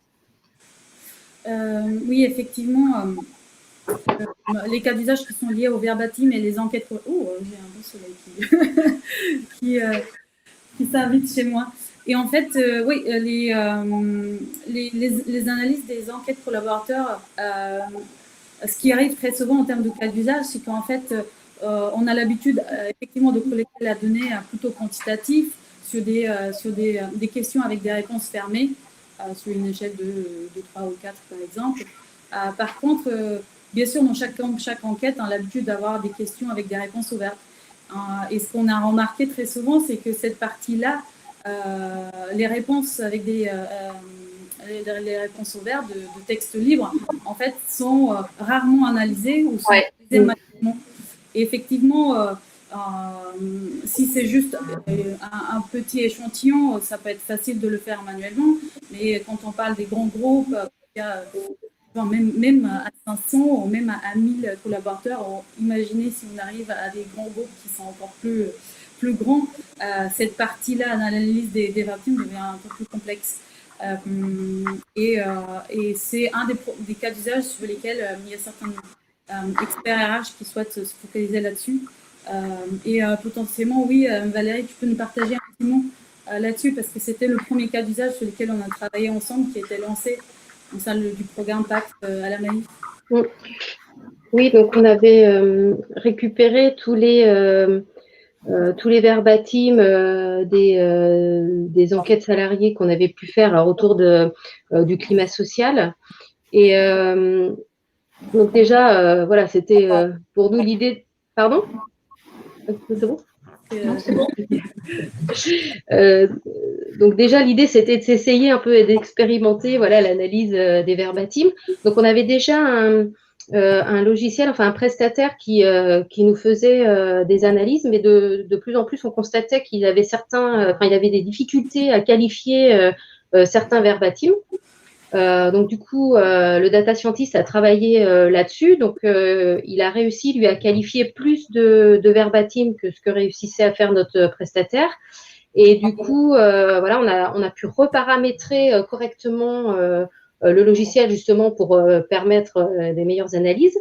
Et puis on a tenté une deuxième expérience autour de ces verbatim qui était plutôt la détection aussi des signaux faibles.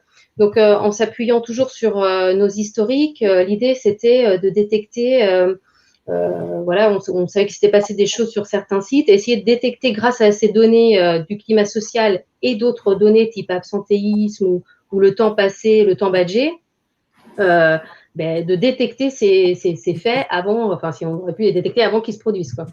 Donc là, on a un peu pêché sur cette partie-là. On manquait finalement d'historique et de données, ou du moins les données qu'on a exploitées ne nous ont pas permis de faire une vraie détection, une mise en corrélation correcte, quoi.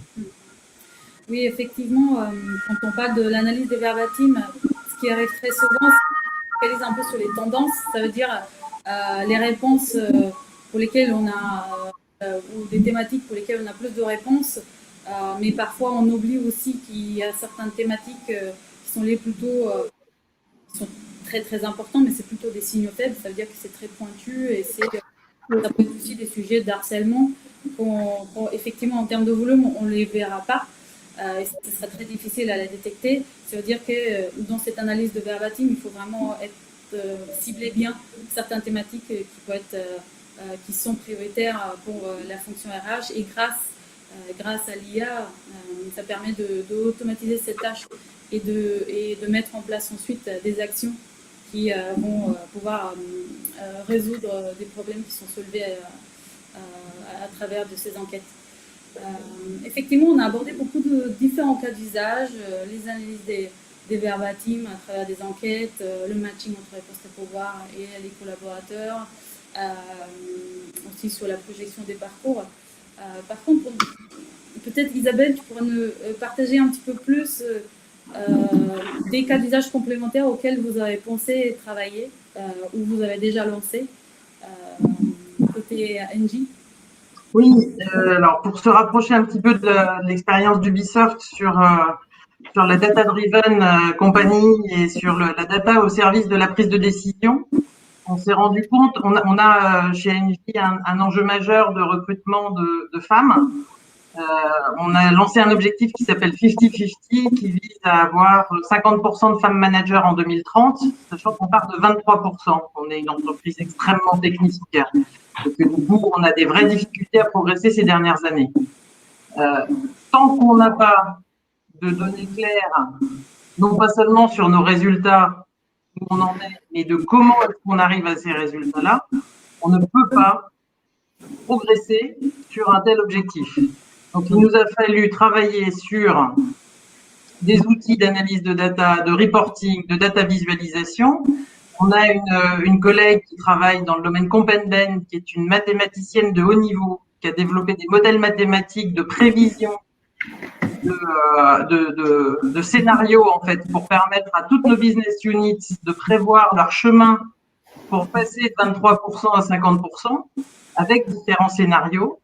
Et ensuite, on a développé tout un tas de dashboards pour comprendre d'où viennent les faiblesses de notre situation et comment travailler dessus et l'orienter extrêmement précisément sur des plans d'action. Est-ce que c'est parce qu'on n'embauche pas assez de femmes? Pourquoi on n'embauche pas assez de femmes? Parce qu'il n'y a pas assez de femmes ingénieurs. Est-ce que on ne fait pas suffisamment de la promotion de femmes? Il y a un plafond de verre, il y a des problématiques culturelles, c'est beaucoup plus compliqué au Moyen-Orient qu'en France, etc. Comment est-ce que dans chaque pays, on va arriver à identifier les bons leviers et avec des données complètement opposables, transparentes, qui s'imposent à tous? Et ça, c'est un nouvel usage quelque part de la donnée dans le monde RH pour prendre les bonnes décisions, non seulement sur des résultats passés, mais sur l'anticipation et les scénarios à venir. De la même manière, on travaille sur du strategic resource planning, de quelles compétences on aura besoin à très haut niveau de l'entreprise d'ici 5 ans, et comment est-ce qu'on prépare nos prochains recrutements, nos prochaines mobilités, pour faire en sorte que les candidats puissent soit avoir le potentiel d'acquérir les compétences qu'ils n'ont pas, soit aller chercher à l'externe les compétences qu'on n'a pas en interne. Et c'est grâce à l'analyse de la data qu'on est capable de faire ces scénarios-là. Alors, on n'est pas sur de la grosse data, du big data avec plein de chiffres, mais on est sur de la data extrêmement précise et la capacité à mélanger toutes sortes de data RH qu'on avait du mal à mélanger jusqu'à maintenant. Oui, effectivement, pour aborder le sujet data tout court, données RH, données collaborateurs, effectivement, il y a potentiellement des personnes qui souhaitent se lancer dans l'analyse de la donnée, mais qui ont peur en fait que on a en fait vis-à-vis de la réglementation, on n'a pas vraiment droit de travailler avec la donnée personnelle, parce que la donnée RH, les données collaborateurs, c'est une donnée sensible. Comment vous gérez, vous, de vos côtés, justement, ce sujet-là de dire que voilà, la donnée RH, c'est une donnée sensible. Quelles sont les mesures que vous avez mises en place pour respecter bien la réglementation et qui vous permet toujours à répondre à des questions grâce à ces données? Anna, potentiellement, toi, tu peux nous partager un petit peu plus Oui, bien sûr. Bah, c'est vrai que c'est un sujet quand même très clé. Alors, on manipule énormément de données sensibles et personnelles côté RH, et je pense qu'avec la GDPR, entraîner une refonte quand même, enfin une refonte, en tout cas un audit de nos pratiques pour s'assurer qu'en termes de gestion des données, que ce soit stockage, utilisation, etc., on était compliant avec les directives GDPR et de s'assurer qu'effectivement, on utilise les données à bon escient. On en a énormément, donc de s'assurer que déjà on a les bonnes et de ne pas forcément tout garder tout le temps. Et je pense que c'est très, très important d'un point de vue RH aussi, en ce qui concerne la confiance que nous accordent les collaborateurs. On a beaucoup de données personnelles, donc c'est important de s'assurer qu'elles soient traitées dans le respect de la GDPR et de la confidentialité quand on peut, selon les problématiques qu'on explore. En fait, après, je pense qu'en termes de gestion de la donnée, nous, ce qui est important, c'est vraiment quel est le but de la collecte de données et comment on en peut servir. Et ça, c'est le point de départ clé. Donc, c'est vrai qu'on gère ça de manière sensible. Oui, effectivement, quand on parle de traitement de la donnée sensible, en fait, et surtout vis-à-vis de la réglementation, il faut toujours se poser la question quelle est la finalité du usage. Parce que de toute façon, en sein de la fonction RH, la data, c'est aussi, toutes les activités qui sont réalisées en sein de la fonction RH, c'est au service des collaborateurs. Justement, les cas d'usage que Isabelle a mentionné sur la diversité ou sur la détection des signes faibles pour essayer de mettre en place les actions qui sont nécessaires pour aider les collaborateurs sur certains thèmes. Effectivement, ce qui est très important, c'est juste bien documenter la finalité de l'utilisation de ces données et d'assurer justement l'anonymité des personnes. Très souvent, en fait, quand on travaille sur des cas d'usage, c'est plus data RH, c'est plutôt un niveau agrégé, c'est rarement un niveau individuel, d'où parfois c'est impossible en fait de détecter la personne même à travers ces données. Est-ce que vous pouvez nous dire un peu plus sur les mesures qui sont mises en place pour réaliser ces... Je ne sais pas si quelqu'un a peut-être envie de rajouter un petit mot sur les sujets GDPR avant qu'on passe sur d'autres thématiques. Isabelle, peut-être. Oui, moi, je reprends parce que un des éléments qu'on n'a pas évoqué là, c'est la pluridisciplinarité des équipes sur des projets data science. La meilleure garantie, quelque part, de ne pas faire de bêtises, c'est d'anticiper le plus en amont possible des projets, la prise en compte de ces sujets de privacy, de sécurité et d'éthique. Et c'est aussi, je trouve, un excellent moyen de réfléchir à la manière dont on veut utiliser les datas, comment on réfléchit à l'éthique des algorithmes qui sont construits. Les cas qu'on évoquait tout à l'heure d'algorithmes qui privilégient les hommes parce que dans les recrutements passés, il y avait beaucoup d'hommes, etc. Et du coup, ça nous permet d'anticiper beaucoup de choses, de prendre le risque quelque part, parce que ça peut paraître aussi certains obstacles, de commencer avec un juriste autour de la table, un projet de data, mais on gagne du temps après.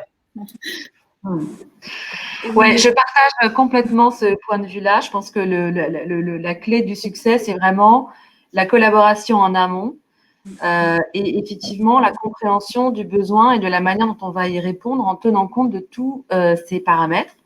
Alors certes, on peut penser que du coup, on va perdre du temps, mais c'est le seul moyen, je pense, que les projets data soient bien réalisés, bien effectués et surtout conformes effectivement à nos obligations en matière de confidentialité, d'anonymat, etc. Oui, je rajouterais quand même qu'il est hyper important que le data scientist soit bien accompagné par métier, et là, notamment les RH, déjà pour bien comprendre les données qu'il exploite, même les résultats qui peuvent ressortir des études. Et puis même, ça permet une vraie acculturation aussi côté RH, en fait, dans l'exploitation de la donnée et voilà, comment on la modélise. Voilà, c'est hyper important aussi, en fait. La collaboration, elle est vraiment essentielle. Effectivement, le besoin vient du métier, le data scientist aussi traite la donnée et l'analyse, mais avant de se lancer sur les algorithmes qui sont développés pour répondre à ce besoin, il faut bien comprendre la donnée elle-même en tant que telle. Et cette connaissance-là, bah, c'est à travers de l'expérience aussi du métier qui a l'habitude aussi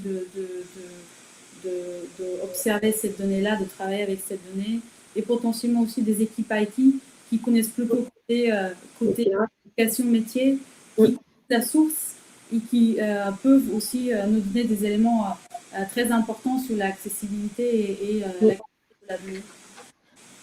Et justement, pour aboutir sur la question suivante, sur les mesures en fait, qui sont mises en place en sein de vos entreprises et vos entités. Parce que là, on a vu, il y a beaucoup de cas d'usage, c'est très riche. Si on aimerait bien traiter tous, voilà, si ça aurait été possible, on aurait traité tous. Mais comment vous priorisez les cas d'usage et quelles sont les mesures qui sont mises en place pour réaliser ces cas d'usage? Peut-être Valérie, tu peux me dire un petit mot sur le programme PACT qu'ils ont mis en place et comment vous êtes lancé sur des cas d'usage, sur des cas d'usage et data.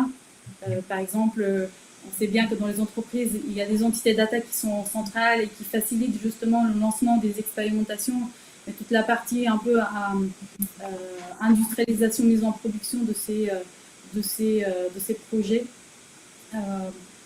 Parfois, c'est porté par d'autres organismes. Comment ça fonctionne à la Maïf? Donc, nous, à la Maïf, on a des programmes en fait qui portent les différents projets. Donc, dans le cadre du projet RH Analytics, c'est donc le programme PACT qui porte la transformation de l'entreprise qui nous héberge. Et du coup, le comment on en est venu au cas d'usage autour de la data, déjà, c'était pour répondre à une première problématique. Donc, on avait un SIRH composé de 6 ou 7 outils. Ça devenait vraiment très compliqué de croiser les données et de pouvoir produire les reportings et les tableaux de bord, hein, comme ça a pu être évoqué auparavant. Et ça devenait même hyper chronophage. Donc, l'idée, c'était bien de réunir toutes ces données et de faciliter en fait toute cette exploitation de la donnée. Donc, le projet, il avait vraiment déjà cette première vocation autour de l'architecture et du regroupement des données. Et puis, il y avait aussi une volonté d'ouvrir un peu nos données et de pouvoir les croiser plus facilement avec les métiers. Donc, voilà, pour traiter les sujets autour de la performance, par exemple.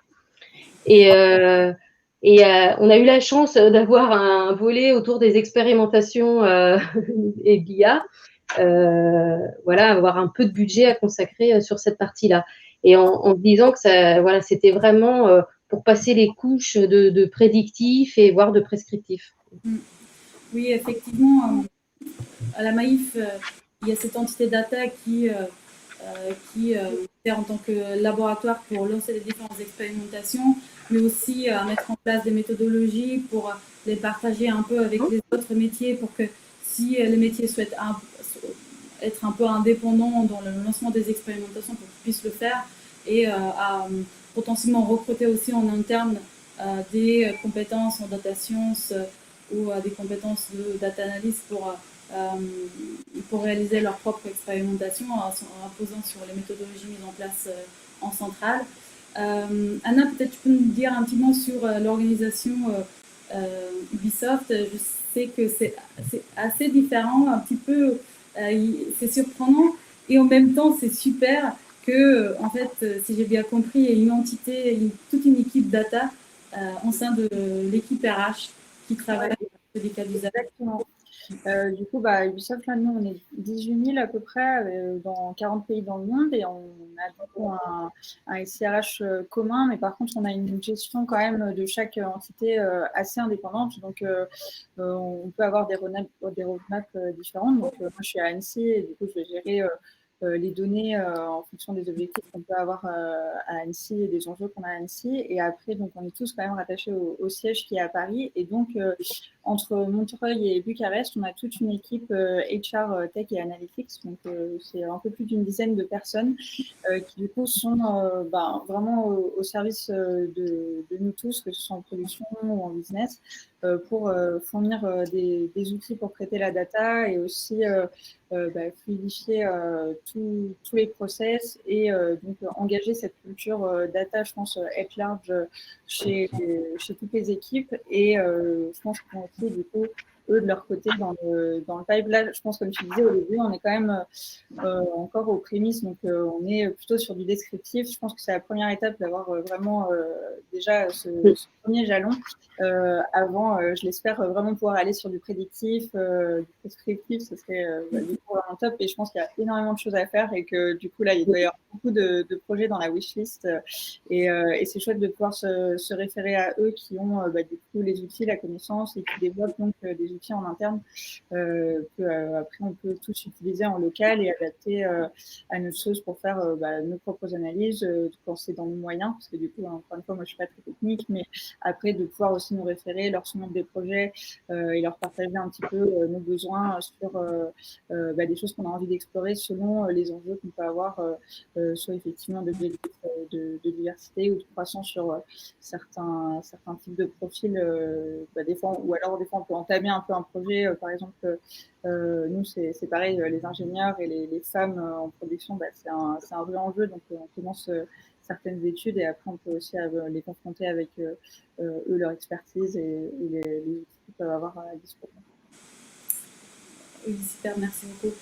Effectivement, c'est super d'avoir justement des équipes qui sont purement dédiées à la data au sein de RH et d'avoir une compétence de data science, même si effectivement on est tous obligés de partir tout d'abord par des cas d'usage plus simples à réaliser pour comprendre un petit peu mieux la donnée et ensuite pouvoir se projeter ensuite, une fois qu'on a la bonne qualité de la donnée, et lancer des cas d'usage un peu plus complexes en termes de science.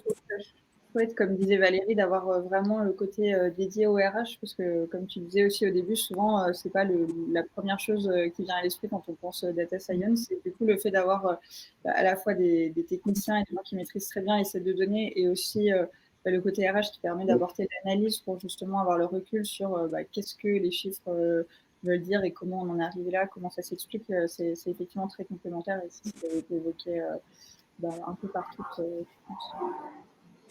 Oui, et Hélène chez Ipsos, en fait, vous avez l'habitude de travailler avec beaucoup de données. L'entreprise est basée, leur activité est basée sur la donnée. Vous avez cette ADN donnée. Quels sont les moyens que vous avez mis en place ou vous avez prévu de mettre en place vis-à-vis des activités RH et la data? Alors, comme le disait Maya tout à l'heure, je pense que les cordonniers sont toujours les plus mal chaussés, puisque effectivement, chez Ipsos, on existe depuis 45 ans, je crois. Il y a toujours eu des chargés de traitement, des statisticiens, et puis depuis plus récemment, des data analysts et des data scientists, et on vend à nos clients énormément d'analyses de données, que ce soit de la donnée structurée, non structurée, de la donnée passive, etc.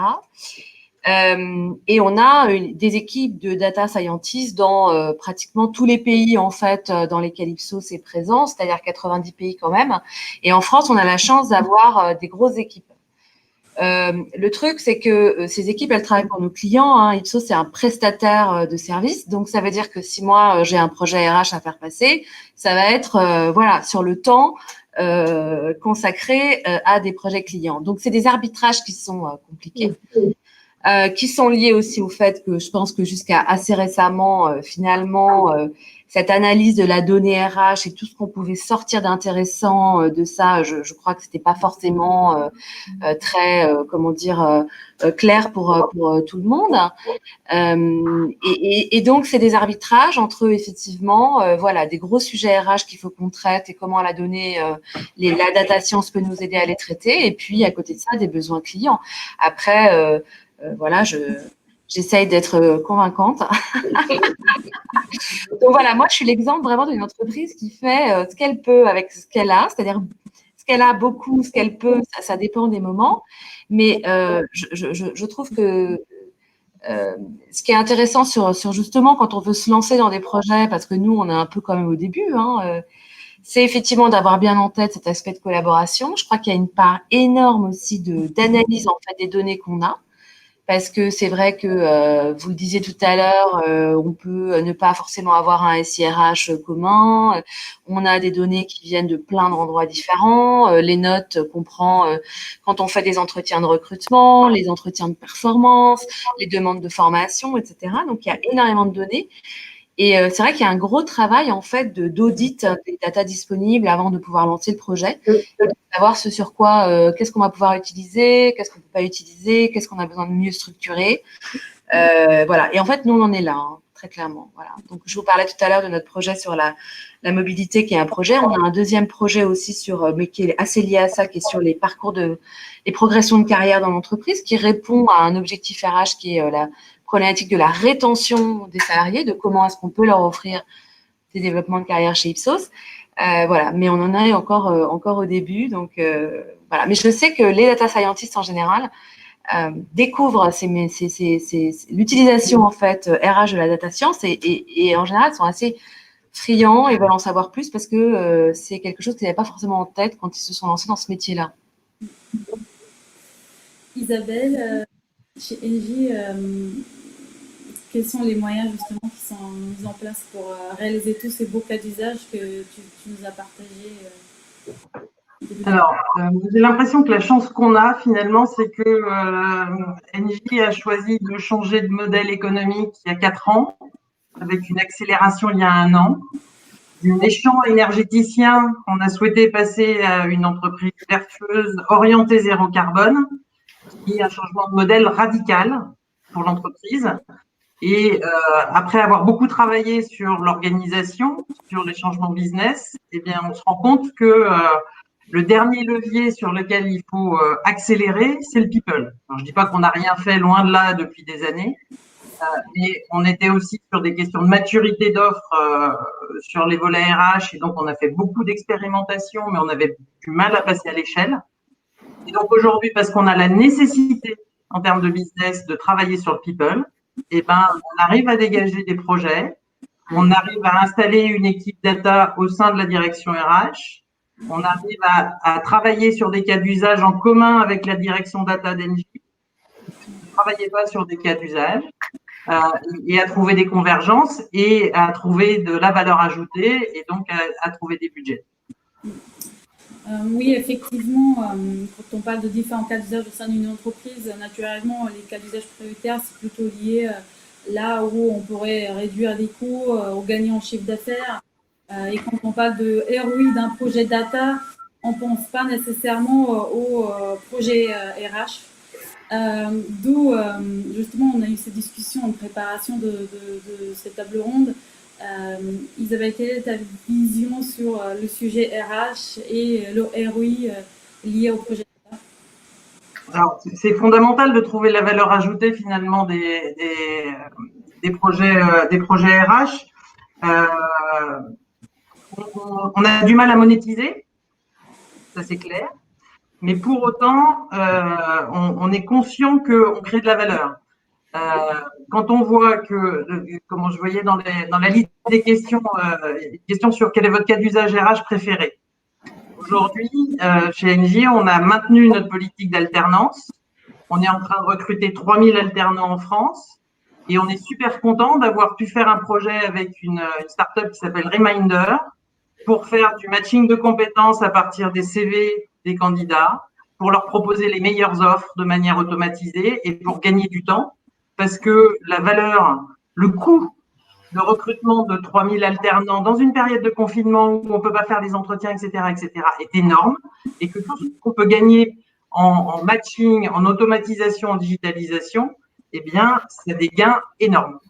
Et donc, c'est ce genre de valeur ajoutée-là qu'on va chercher à identifier et on se rend compte que c'est dans l'industrialisation que les gains vont rentrer. Et on arrive aujourd'hui à justifier des investissements assez conséquents dans des projets de digitalisation RH et de data RH grâce aux gains escomptés ou aux gains de performance l'image, la marque employeur. Il y a un autre volet sur lequel, qui est assez fondamental dans un environnement où il y a énormément de concurrence sur le recrutement de certains profils. Il faut qu'on fasse la différence, il faut qu'on attire, et du coup, bien, ça fait partie de l'ensemble de ces travaux. Effectivement, je vous propose de se orienter plutôt vers les questions qui sont posées par l'audience. N'hésitez pas à noter vos questions. Il y a une question qui est liée justement à la valeur ajoutée et comment on arrive à la mesurer sur les différents cas d'usage, comme par exemple sur l'image employeur, l'engagement des collaborateurs, l'attractivité. Est-ce que c'est pas trop complexe à le calculer? Hélène, toi en tant qu'experte RH, tu as eu justement l'occasion de voir l'évolution dans les engagements des collaborateurs en sein de Ipsos ou sur l'image employeur. Est-ce que vous avez à suivre des indicateurs liés à ces thèmes et comment on arrive à la mesurer? Alors, moi, comme vous l'avez compris, je ne suis pas forcément celle qui a l'équipe des data science la plus développée à son service. En revanche, c'est sûr qu'il y a effectivement, alors parce que nous, on a une enquête salariée chaque année, on voit quand même la progression sur un certain nombre d'indicateurs qui nous permet de nous dire que effectivement, on progresse sur certains sujets. Après, je rejoins Isabelle sur, enfin, je sais que par exemple, un des premiers sujets que nous, on a pu traiter en data science, c'était du recrutement, parce qu'il y avait vraiment un objectif d'aller plus vite sur le sourcing et sur le matching, donc un gain de productivité, un gain d'efficacité énorme. Et ça, on le mesure tout simplement parce qu'on voit que les équipes passent beaucoup moins de temps à faire du tri de CV, de l'envoi de mails, de la prise de rendez-vous, etc.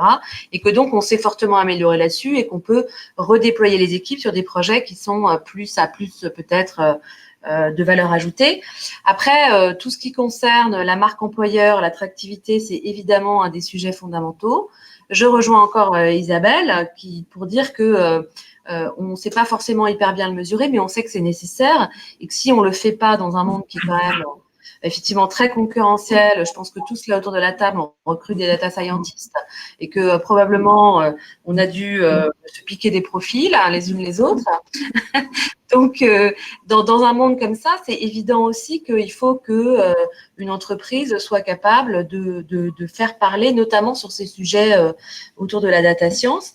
Et on le mesure après de manière plus ou moins indirecte sur le nombre de CV qu'on peut recevoir, l'amélioration effectivement des KPIs d'engagement, les posts, toute la communication sur les réseaux sociaux qu'il a est mesurée, etc.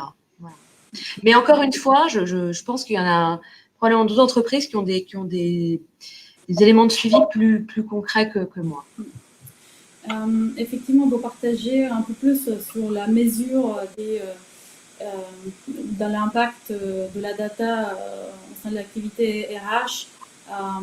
Potentiellement, on peut essayer justement à faire une estimation sur le coût de se tromper sur le recrutement. On peut mettre un chiffre derrière. Combien de temps ça nous prend justement à former la personne. Le coût aussi lié à la campagne de recrutement. On investit énormément dans les différents outils de recrutement. Quel est l'outil qui est plus performant? Et potentiellement, on peut mesurer également certains indicateurs qui nous permettent à faire le lien entre les coûts et la valeur ajoutée grâce à la data. Je ne sais pas si vous avez d'autres idées, justement, Valérie ou Anna, sur certaines mesures qui vont nous permettre ensuite de valoriser les projets data en général. Je pense que c'est vraiment aussi sur le gain de temps. C'est vrai qu'en termes de monétisation, c'est, je pense, très difficile. En tout cas, moi, à mon niveau, je n'arrive pas à mettre ça en avant. Je ne saurais pas le calculer. Mais par contre, on peut rapidement montrer que en ayant des insights data, on peut vraiment gagner énormément de temps. Et dès qu'on les met en pratique, que ce soit effectivement côté recrutement, quand on connaît les meilleurs canaux, quand on sait cibler certains types de profils, on arrive hyper vite à montrer le gain de temps qu'on peut réaliser au niveau des équipes. Et ça, c'est des choses qu'on a pu observer. Moi, je suis aussi en charge de toute la partie rémunération rémunération. Et on avait au début pas trop intégré la partie gestion des données de rémunération dans cet aspect-là RH. Et c'est quelque chose que j'ai essayé d'introduire et je trouve qu'on a quand même augmenter la productivité sur, par exemple, la gestion des revalorisations salariales annuelles, etc. Donc, le fait de dire d'avoir des outils performants, d'avoir à sa disposition des connaissances, c'est pas forcément quelque chose là où on voit la valeur monétaire en direct, mais quelque chose où on voit le gain de temps et après quand même l'efficacité derrière l'amélioration du service qu'on fournit en fait aux collaborateurs. Effectivement, il y a une question, merci Jean, pour vous sur est-ce que les collaborateurs dans vos entreprises sont appétents pour participer au projet Data RH ou il faut le temps pour les acculturer? Peut-être on peut commencer plutôt par les équipes RH, les responsables RH et potentiellement ensuite élargir un petit peu au niveau manager parce que les équipes RH sont constamment en contact avec les managers des collaborateurs pour des activités. Peut-être Anna, tu peux partager justement.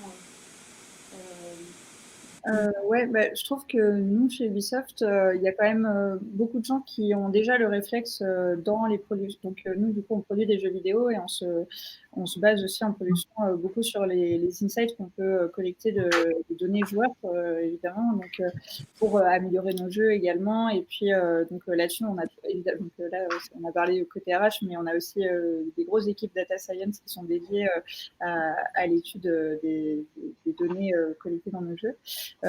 Donc, je pense qu'il y a quand même déjà une culture qui est assez présente dans nos équipes de la data et de se baser sur des chiffres pour prendre nos décisions. Et je trouve que de ce côté-là, moi-même en studio, j'ai des gens qui viennent me consulter pour dire mais est-ce que vous avez vu cette étude? Est-ce que vous avez pensé à faire ça? Donc, moi, en tout cas, je n'observe pas à mon niveau de réfraction par rapport à ça, qui sont plutôt partenaires, plutôt partants pour justement on continue à évoluer dans ce sens pour améliorer nos pratiques RH et être plus performantes et encore une fois leur proposer des meilleurs services, quoi. Donc pour Ubisoft, je dirais que c'est pas un bloqueur majeur. Par contre, il y a des réflexions encore une fois au niveau de la gestion de la donnée et de la collecte. Donc là-dessus, il faut qu'on soit vigilant pour s'assurer qu'on ne gère pas correctement.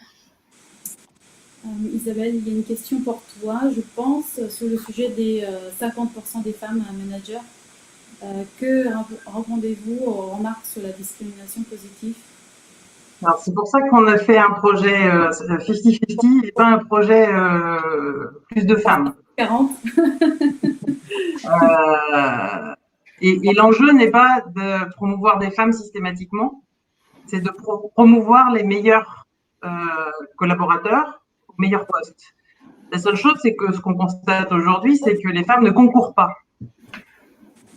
On n'a pas de femmes candidates, on n'a pas assez de femmes shortlistées. Donc, l'idée, c'est bien qu'on continue à prendre les meilleurs candidats sur l'ensemble des postes. Donc, on ne fait pas de la discrimination positive, on ne va pas choisir une femme parce que c'est une femme. Simplement, on va faire en sorte qu'il y ait plus de femmes qui tentent leur chance. Effectivement, potentiellement, mettre en place des programmes qui facilitent, par exemple, la montée en compétences sur certains périmètres pour les femmes, potentiellement sur certains sujets techniques pour lesquels ils n'osent pas nécessairement se lancer, comme par exemple l'expérience que Maya a partagée. Elle avait des personnes derrière elle qui le poussaient un petit peu, mais elle manquait, moi par exemple, justement, j'ai remarqué que ça manque parfois au début un peu plus de confiance en soi pour se lancer sur des projets qu'on ne connaît pas. Et potentiellement vis-à-vis des femmes, justement, elles ont besoin de mettre en place certaines activités qui facilitent justement la montée en compétences et ensuite avoir exactement les mêmes compétences comme les hommes pour pouvoir postuler sur un certain poste pour lesquels d'habitude il y a très peu de candidats féminins. On vient de relancer un programme, un poste de relations académiques pour aller chercher dans les écoles et travailler avec les écoles pour avoir plus de femmes qui rentrent dans les écoles et valoriser, leur assurer un accompagnement pour pouvoir les embaucher ensuite, etc. Donc oui, il y a toute une démarche à faire autour de ça, c'est clair. effectivement, d'où aussi ce Meetup Paris Data Ladies qui est ouvert pour tous, femmes et hommes, et où on voit justement, on souhaite mettre en lumière les femmes et vous donner la possibilité de gagner en visibilité et d'être un exemple pour d'autres femmes, justement, qui souhaitent se lancer dans ce domaine parfois un peu technique, parfois un peu dur à comprendre, mais tout à fait hyper intéressant voilà. Alors, on atteint la fin de notre discussion. Je propose de terminer avec la question. Alice, j'ai pas oublié ta question. Je l'ai gardée tout à la fin parce que justement, on se disait que ça peut être sympa justement d'essayer de se projeter un petit peu plus et voir comment on voit en fait la fonction RH et l'équipe RH, on va dire moyen, long terme si possible, vis-à-vis surtout de la data. Qui souhaite la parole? Les fans de soleil. Oui. Commence. À 9h du soir, c'est pas mal quand même, mais petit problème de soleil. Moi, je dirais qu'à court terme, je vois la fonction RH un petit peu embourbée dans des questions de structuration et de mise en qualité de la data. Mais à 5 ans, je vois une fonction RH avec beaucoup plus d'intelligence artificielle et de data au service de l'expérience collaborateur, au service de la personnalisation des offres, etc. Ce qui permet à la fonction RH d'être plus dans l'humain, dans l'accompagnement des personnes et dans la prise de décision sur des bases de données fiables. Du coup, une RH qui retrouve ses racines et sa vraie vocation. Je suis archi d'accord avec ce que tu viens de dire. Et je rajouterais juste un truc, c'est que souvent, quand on parle d'intelligence artificielle, tout de suite, ça fait peur aux non-initiés, pardon, et qu'il y a un enjeu aussi d'accompagnement en fait des collaborateurs RH sur la compréhension et la prise en main des données, pour leur montrer que contrairement à ce que certains peuvent penser, c'est pas hyper horrible etc. et super difficile, mais que effectivement c'est ça qui va aussi leur permettre de faire leur métier mieux et avec une valeur ajoutée à mon sens plus grande et en tout cas un sens dans le travail qui est plus intéressant. Et le troisième point aussi que je vois, c'est que très clairement, on voit bien la séparation maintenant entre les fonctions RH avec une perspective et une orientation très orientée sur le développement, avec qui répondent à des enjeux très stratégiques pour l'entreprise, et puis une fonction plus administration et paye, etc., qui connaît une évolution elle aussi très forte, mais pas la même. Et je pense que c'est aussi porteur de sens pour nous. J'adore. Je suis contente de vous avoir laissé parler en premier parce que je vous rejoins entièrement sur ce que vous avez dit. Donc, effectivement, là, pour l'instant, je vois bien en fait le fait qu'on est encore aux prémices et que à la fois la culture RH et à la fois aussi la data science vont continuer d'évoluer en fait. Et du coup, il y a encore, je pense, des nouvelles choses qui nous attendent, dont on n'a pas encore forcément connaissance, mais que plus on les connaîtra et mieux on saura les utiliser, plus ça nous permettra en fait de nous recentrer effectivement sur notre cœur de métier qui est pour moi clairement le développement. Et je pense aussi plus il y aura d'outils et d'études qui vont montrer que la vraie valeur ajoutée se trouve dans cette gestion-là.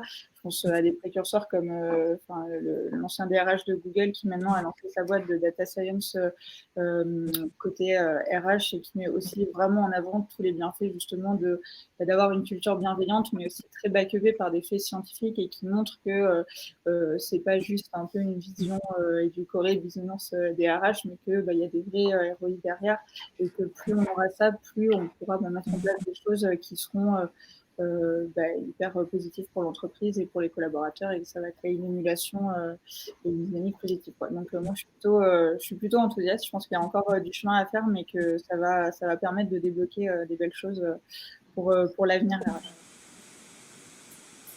Alors qu'est-ce que j'ajoute?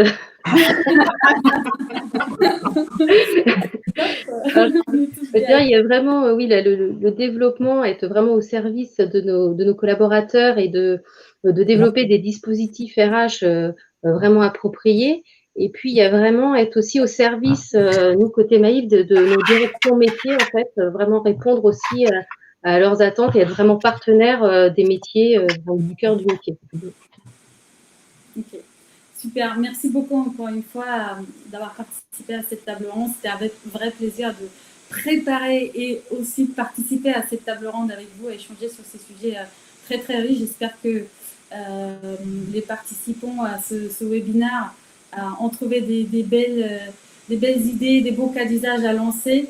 Je vous invite de répondre aux questions directement qui se trouvent à droite sur votre écran. Et surtout la question de Victor, quel est votre cas d'usage préféré? Si vous devrez choisir un seul cas d'usage à lancer, ça sera lequel? C'est hyper intéressant de voir votre partage là-dessus. Et je laisse la parole à Aurore pour clore ce meet-up. Merci beaucoup encore une fois. Merci. Merci. Merci à toutes. Merci pour votre participation. Alors, suite à ce meet-up, en tout cas, qui était très riche et vraiment très intéressant, avec un départ, avec un tech, avec une présentation technique, puis une parfaite transition avec la présentation de Maya, qui nous a présenté sa réorientation entre le métier RH et le métier de la data, et ensuite cette très belle table ronde de très grande qualité. Je vous remercie à nouveau pour votre participation. On a été très heureuse d'organiser ce meet-up aujourd'hui. Je remercie également à nouveau Anouk, donc du wagon, qui a tout de suite répondu oui à notre présentation. On a hâte potentiellement de retravailler avec vous. Donc, comme on l'a dit, vous pouvez toujours laisser quelques questions avant de partir. Pourquoi pas commenter, nous partager vos remarques, vos axes d'amélioration. On pourra les intégrer pour l'organisation de notre prochain meet-up. Je vous invite également à aller vous abonner à la page du meet-up, donc Paris Data Ladies, pour pouvoir suivre les prochains meet-up et recevoir directement les notifications. Si vous avez vous-même, en tant que femme de la data, ou de sujets qui tourneraient autour de la data, une idée de présentation, vous êtes plus que les bienvenus à nous contacter. On va vous laisser les coordonnées en fin de meet-up pour pouvoir échanger à ce sujet. On peut soit vous laisser la parole sur une thématique qui vous intéresse, qui vous est propre, soit pourquoi pas co-construire aussi la présentation ensemble sur une thématique qui serait encore à définir. Voilà. Donc, n'hésitez pas. Et à très vite pour un prochain meet-up. La prochaine session sera en septembre. On espère vous y voir nombreuses et nombreux. Merci à tous. Portez-vous bien. Bonnes vacances.